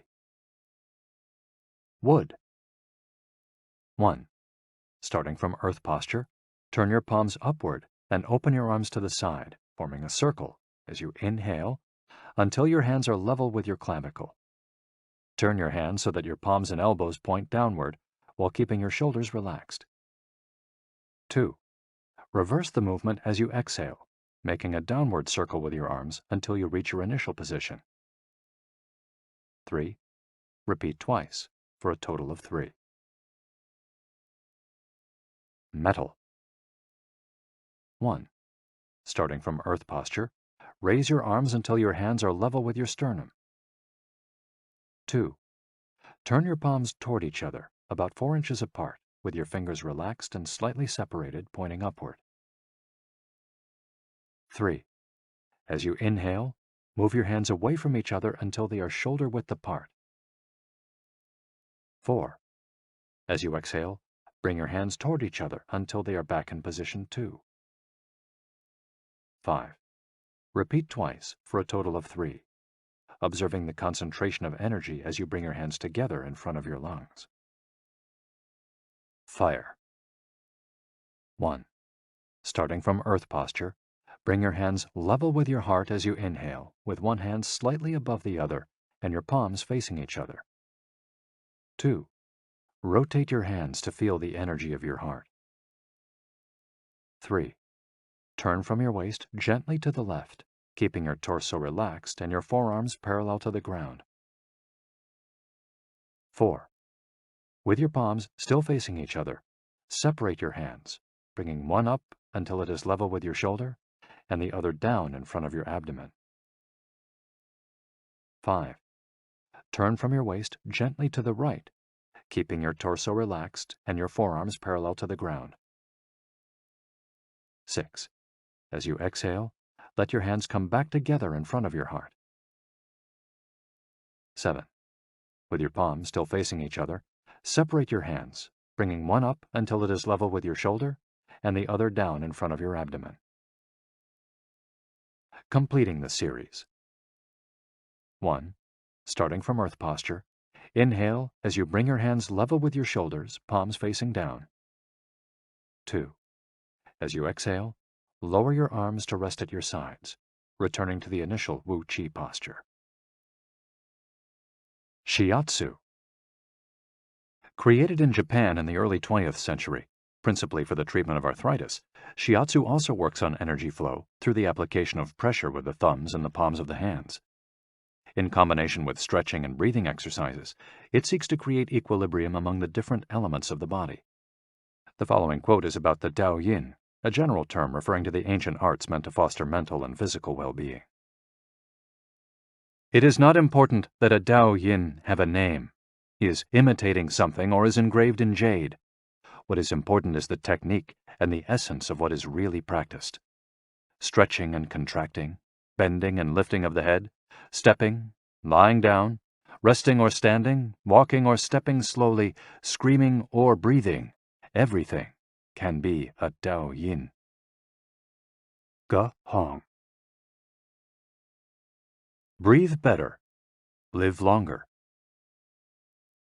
The book Shu Chen Shishu, known in the West as 10 Books on the Cultivation of Perfection, dates back to the 13th century and is a compendium of materials from diverse sources on developing the mind and body.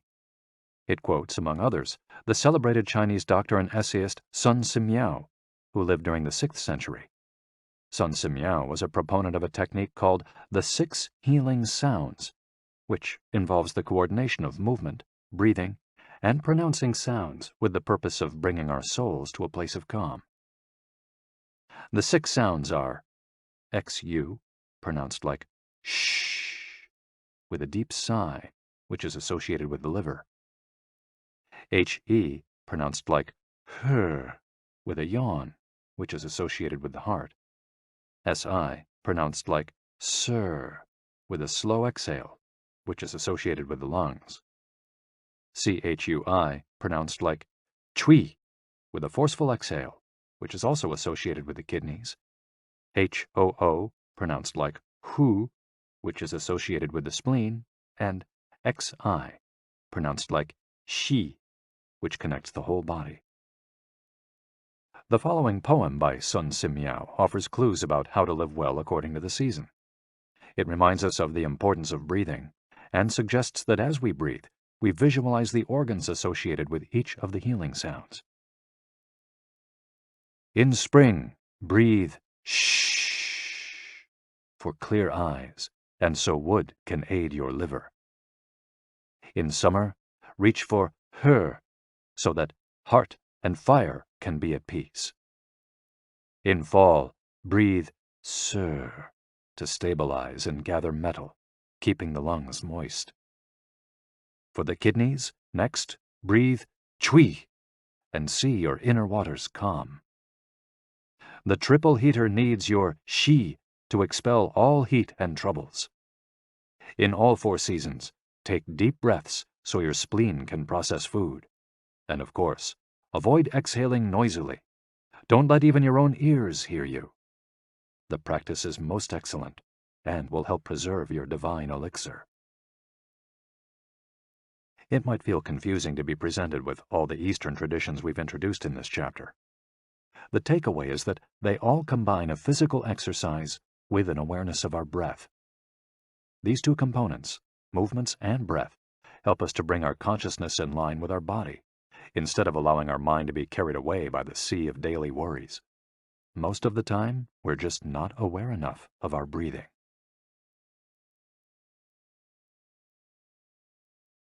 Chapter 9. Resilience and Wabi-sabi. How to face life's challenges without letting stress and worry age you. What is resilience? One thing that everyone with a clearly defined Ikigai has in common is that they pursue their passion no matter what. They never give up, even when the cards seem stacked against them or they face one hurdle after another. We're talking about resilience, a concept that's become influential among psychologists. But resilience isn't just the ability to persevere. As we'll hear in this chapter, it's also an outlook we can cultivate to stay focused on the important things in life, rather than what is most urgent, and keep ourselves from being carried away by negative emotions. In the final section of the chapter, we'll explore techniques that go beyond resilience to cultivate anti-fragility. Sooner or later, we all have to face difficult moments, and the way we do this can make a huge difference to our quality of life. Proper training for our mind, body, and emotional resilience is essential for confronting life's ups and downs.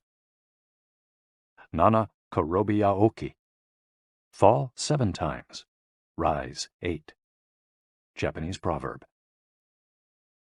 Resilience is our ability to deal with setbacks. The more resilient we are, the easier it will be to pick ourselves up and get back to what gives meaning to our lives. Resilient people know how to stay focused on their objectives, on what matters, without giving in to discouragement. Their flexibility is the source of their strength. They know how to adapt to change and to reversals of fortune. They concentrate on the things they can control and don't worry about those they can't.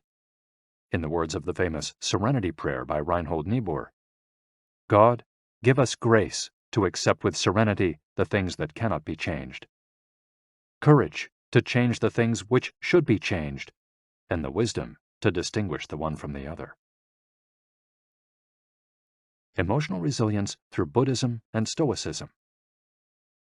Siddhartha Gautama, Buddha, was born a prince of Kapilavastu, Nepal, and grew up in a palace surrounded by riches. At 16, he married and had a child. Not satisfied by his family's wealth,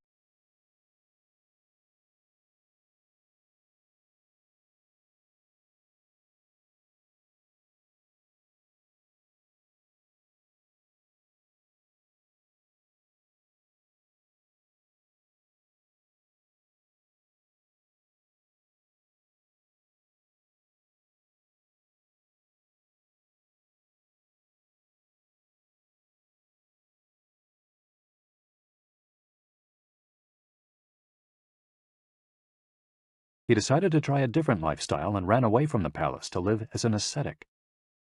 But it wasn't asceticism that he was looking for. It didn't offer the happiness and well-being he sought. Neither wealth nor extreme asceticism worked for him. He realized that a wise person should not ignore life's pleasures. A wise person can live with these pleasures, but should always remain conscious of how easy it is to be enslaved by them. Zeno of Citium began his studies with the Cynics. The Cynics also led ascetic lives, leaving behind all earthly pleasures. They lived in the street, and the only thing they owned was the clothing on their backs. Seeing that cynicism did not give him a sense of well-being, Zeno abandoned its teachings to found the school of Stoicism, which centers on the idea that there is nothing wrong with enjoying life's pleasures as long as they do not take control of your life as you enjoy them. You have to be prepared for those pleasures to disappear. The goal is not to eliminate all feelings and pleasures from our lives, as in cynicism, but to eliminate negative emotions. Since their inception, one of the objectives of both Buddhism and Stoicism has been to control pleasure, emotions, and desires. Though the philosophies are very different, both aim to curb our ego and control our negative emotions. Both Stoicism and Buddhism are, at their roots, methods for practicing well-being. According to Stoicism, our pleasures and desires are not the problem. We can enjoy them as long as they don't take control of us. The Stoics viewed those who were able to control their emotions as virtuous. What's the worst thing that could happen? We finally land our dream job, but after a little while we're already hunting for a better one. We win the lottery and buy a nice car, but then decide we can't live without a sailboat. We finally win the heart of the man or woman we've been pining for, and suddenly we find we have a wandering eye. People can be insatiable.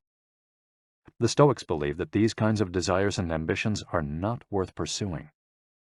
The objective of the virtuous person is to reach a state of tranquility, apatheia, the absence of negative feelings such as anxiety, fear, shame, vanity, and anger, and the presence of positive feelings such as happiness, love, serenity, and gratitude. In order to keep their minds virtuous, the Stoics practiced something like negative visualization. They imagined the worst thing that could happen in order to be prepared if certain privileges and pleasures were taken from them.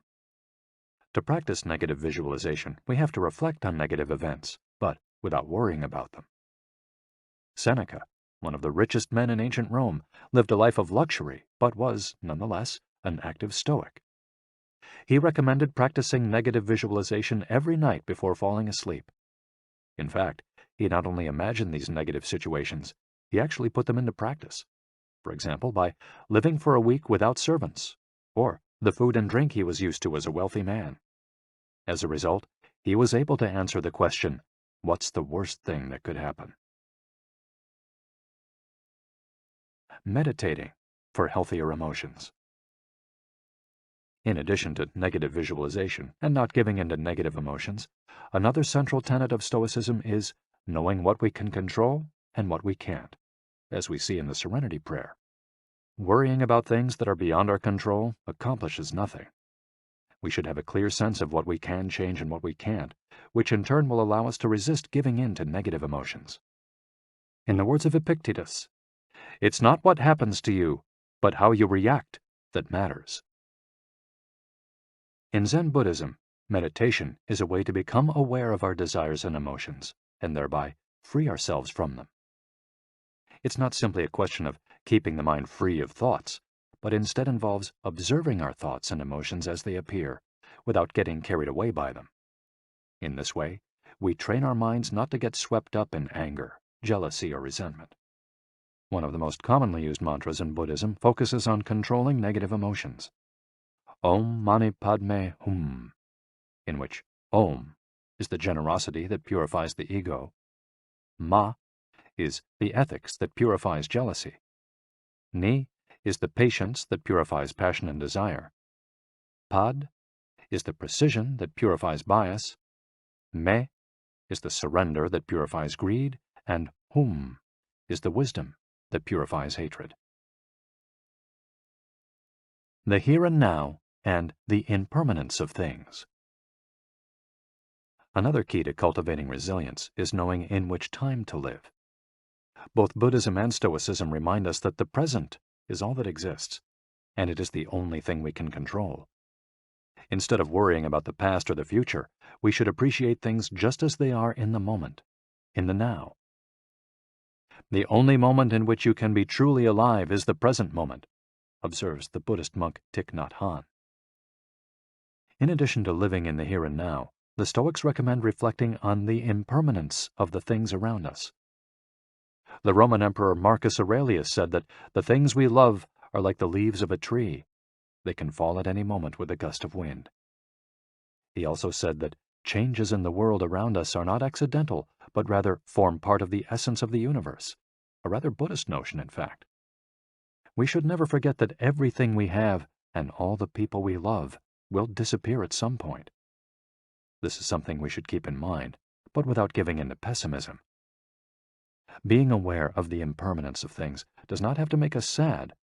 It should help us love the present moment and those who surround us. All things human are short-lived and perishable, Seneca tells us.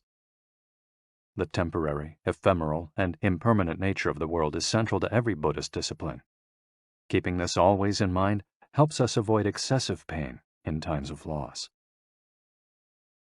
Wabi-sabi and Ichigo Ichie. Wabi-sabi is a Japanese concept that shows us the beauty of the fleeting, changeable, and imperfect nature of the world around us. Instead of searching for beauty in perfection, we should look for it in things that are flawed, incomplete.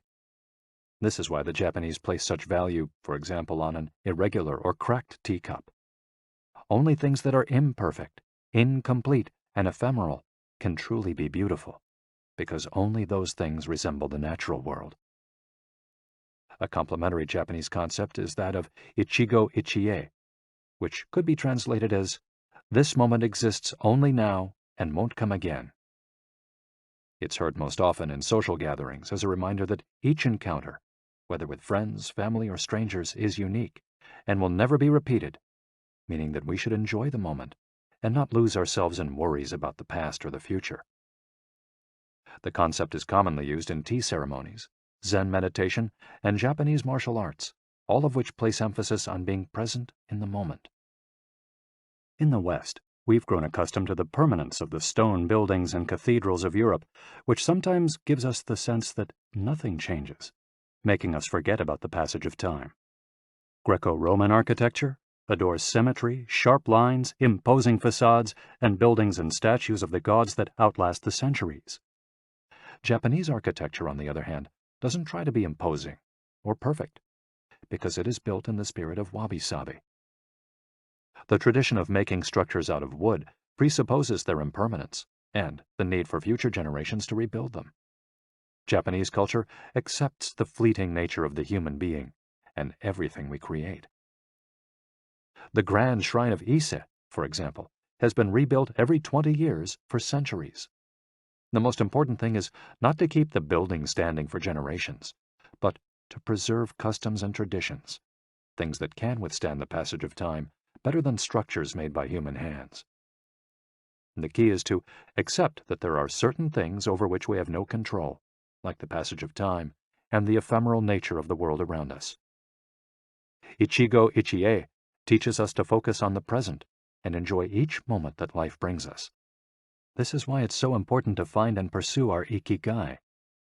Wabi-sabi teaches us to appreciate the beauty of imperfection as an opportunity for growth. Beyond resilience, anti-fragility. As the legend goes, the first time Hercules faced the Hydra, he despaired when he discovered that cutting off one of its heads meant that two would grow back in its place. He would never be able to kill the beast if it got stronger with every wound. As Nassim Nicholas Taleb explains in Anti-Fragile, Things That Gain from Disorder, we use the word fragile to describe people, things, and organizations that are weakened when harmed, and the words robust and resilient for things that are able to withstand harm without weakening. But we don't have a word for things that get stronger when harmed, up to a point. To refer to the kind of power possessed by the Hydra of Lerna, to talk about things that get stronger when they are harmed, Taleb proposed the term anti-fragile. Anti-fragility is beyond resilience or robustness. The resilient resists shocks and stays the same. The anti-fragile gets better. Catastrophes and exceptional circumstances offer good models for explaining anti-fragility. In 2011, a tsunami hit the Tohoku region of Japan, doing tremendous damage to dozens of cities and towns along the coast, most famously Fukushima.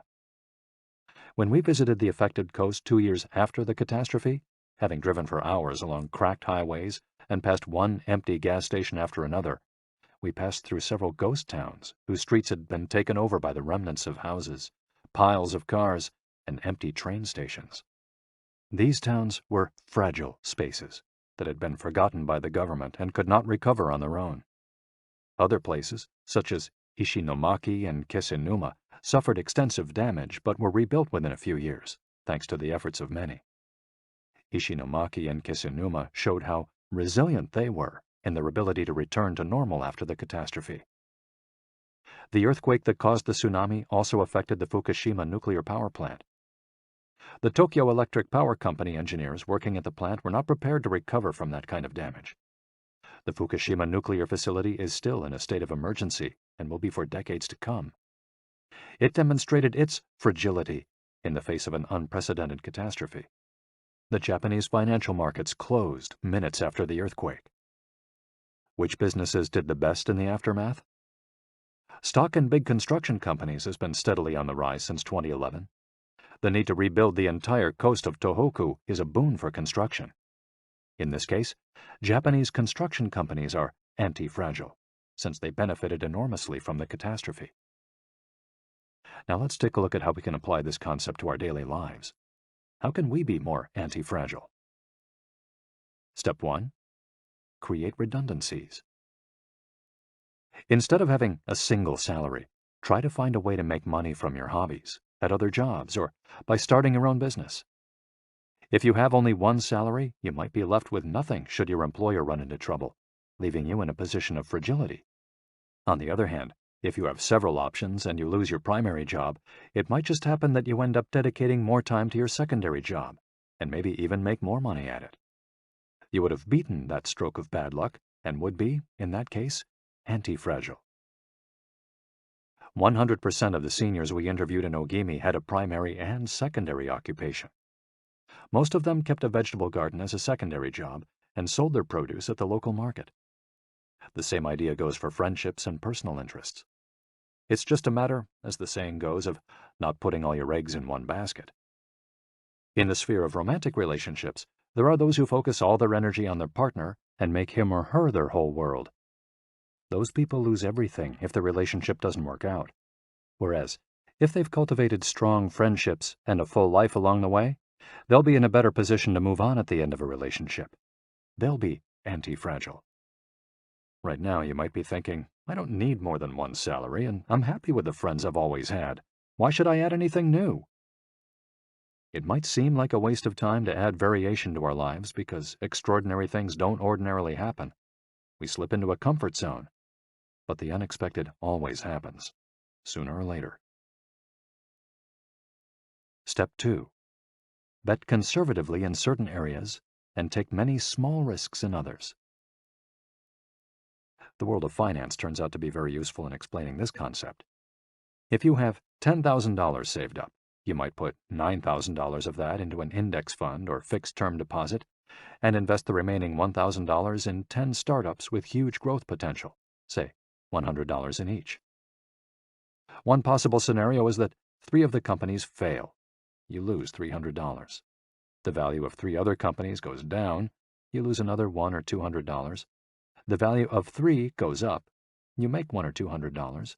And the value of one of the startups increases 20-fold. You make nearly $2,000, or maybe even more. You still make money, even if 3 of the businesses go completely belly up. You've benefited from the damage, just like the Hydra. The key to becoming anti-fragile is taking on small risks that might lead to great reward without exposing ourselves to dangers that might sink us, such as investing $10,000 in a fund of questionable reputation that we saw advertised in the newspaper. Step 3. Get rid of the things that make you fragile. We're taking the negative route for this exercise. Ask yourself, what makes me fragile? Certain people, things, and habits generate losses for us and make us vulnerable. Who and what are they? When we make our New Year's resolutions, we tend to emphasize adding new challenges to our lives. It's great to have this kind of objective, but setting good riddance goals can have an even bigger impact. For example, stop snacking between meals. Eat sweets only once a week. Gradually pay off all debt. Avoid spending time with toxic people. Avoid spending time doing things we don't enjoy simply because we feel obligated to do them. Spend no more than 20 minutes on Facebook each day. To build resilience into our lives, we shouldn't fear adversity because each setback is an opportunity for growth. If we adopt an anti-fragile attitude, we'll find a way to get stronger with every blow, refining our lifestyle and staying focused on our Ikigai. Taking a hit or two can be viewed as either a misfortune or an experience that we can apply to all areas of our lives as we continually make corrections and set new and better goals. As Taleb writes in Anti-Fragile, we need randomness, mess, adventures, uncertainty, self-discovery, hear traumatic episodes, all these things that make life worth living. We encourage those interested in the concept of anti-fragility to read Nassim Nicholas Taleb's Anti-Fragile. Life is pure imperfection, as the philosophy of wabi-sabi teaches us, and the passage of time shows us that everything is fleeting. But if you have a clear sense of your Ikigai, each moment will hold so many possibilities that it will seem almost like an eternity.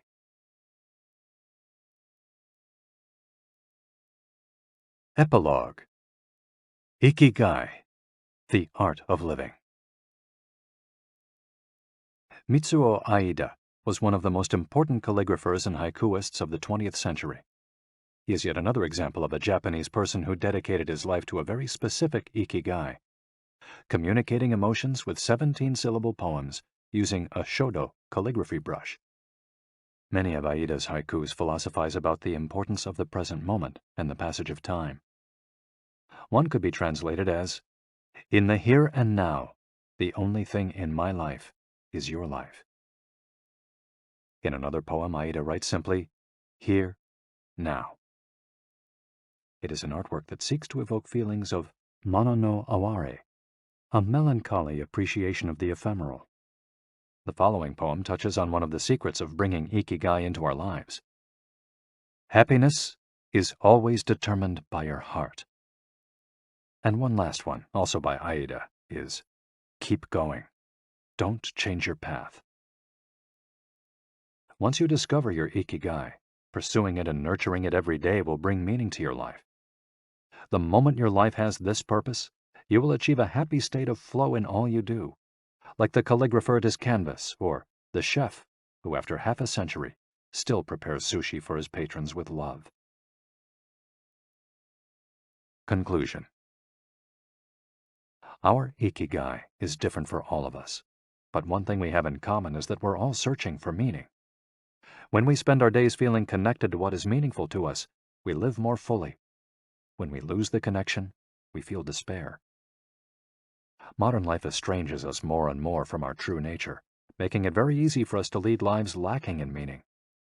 Powerful forces and incentives, money, power, attention, success, distract us on a daily basis. Don't let them take over your life. Our intuition and curiosity are very powerful internal compasses to help us connect with our Ikigai. Follow those things you enjoy and get away from or change those you dislike. Be led by your curiosity and keep busy by doing things that fill you with meaning and happiness. It doesn't need to be a big thing. We might find meaning in being good parents or in helping our neighbors. There is no perfect strategy to connecting with our Ikigai. But what we've learned from the Okinawans is that we should not worry too much about finding it. Life is not a problem to be solved. Just remember to have something that keeps you busy doing what you love while being surrounded by the people who love you. The 10 Rules of Ikigai. We'll conclude this journey with 10 rules we've distilled from the wisdom of the long-lived residents of Ogimi. 1. Stay active. Don't retire. Those who give up the things they love doing and do well lose their purpose in life.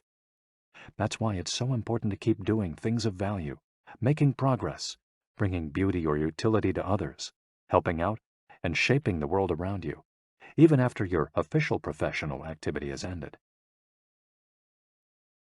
2. Take it slow.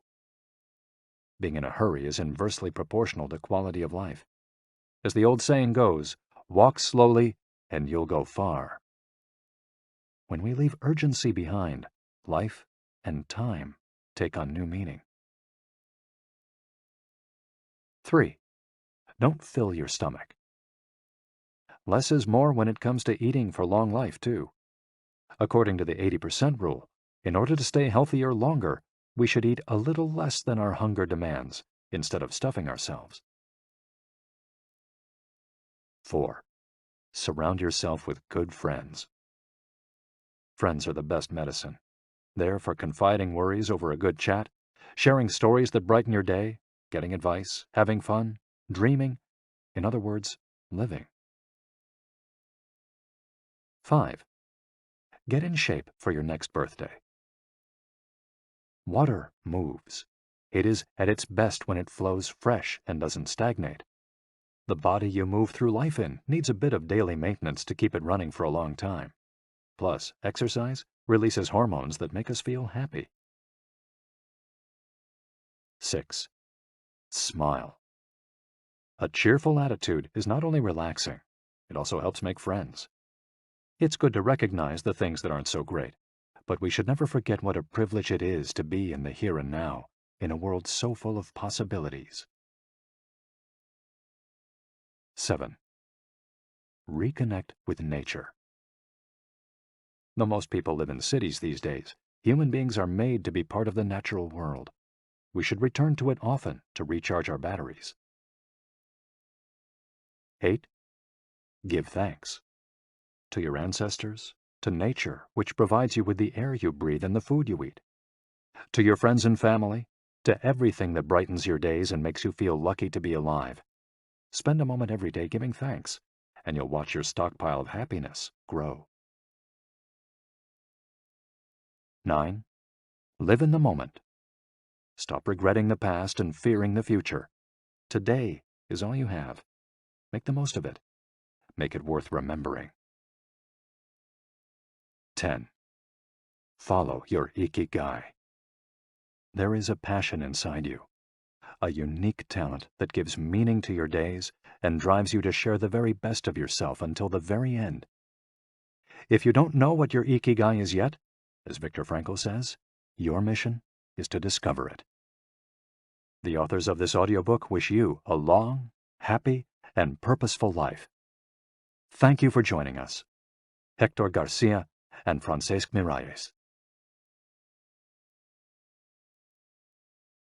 You've been listening to Ikigai, The Japanese Secret to a Long and Happy Life by Hector Garcia and Francesc Miralles, narrated by Walter Dixon.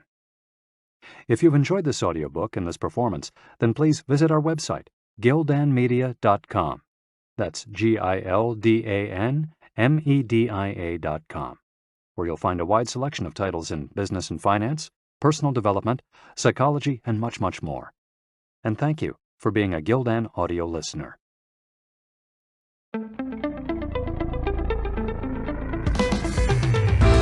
This has been a Gildan audio production. For more affordable, mind-enriching programs, visit our website at gildanmedia.com.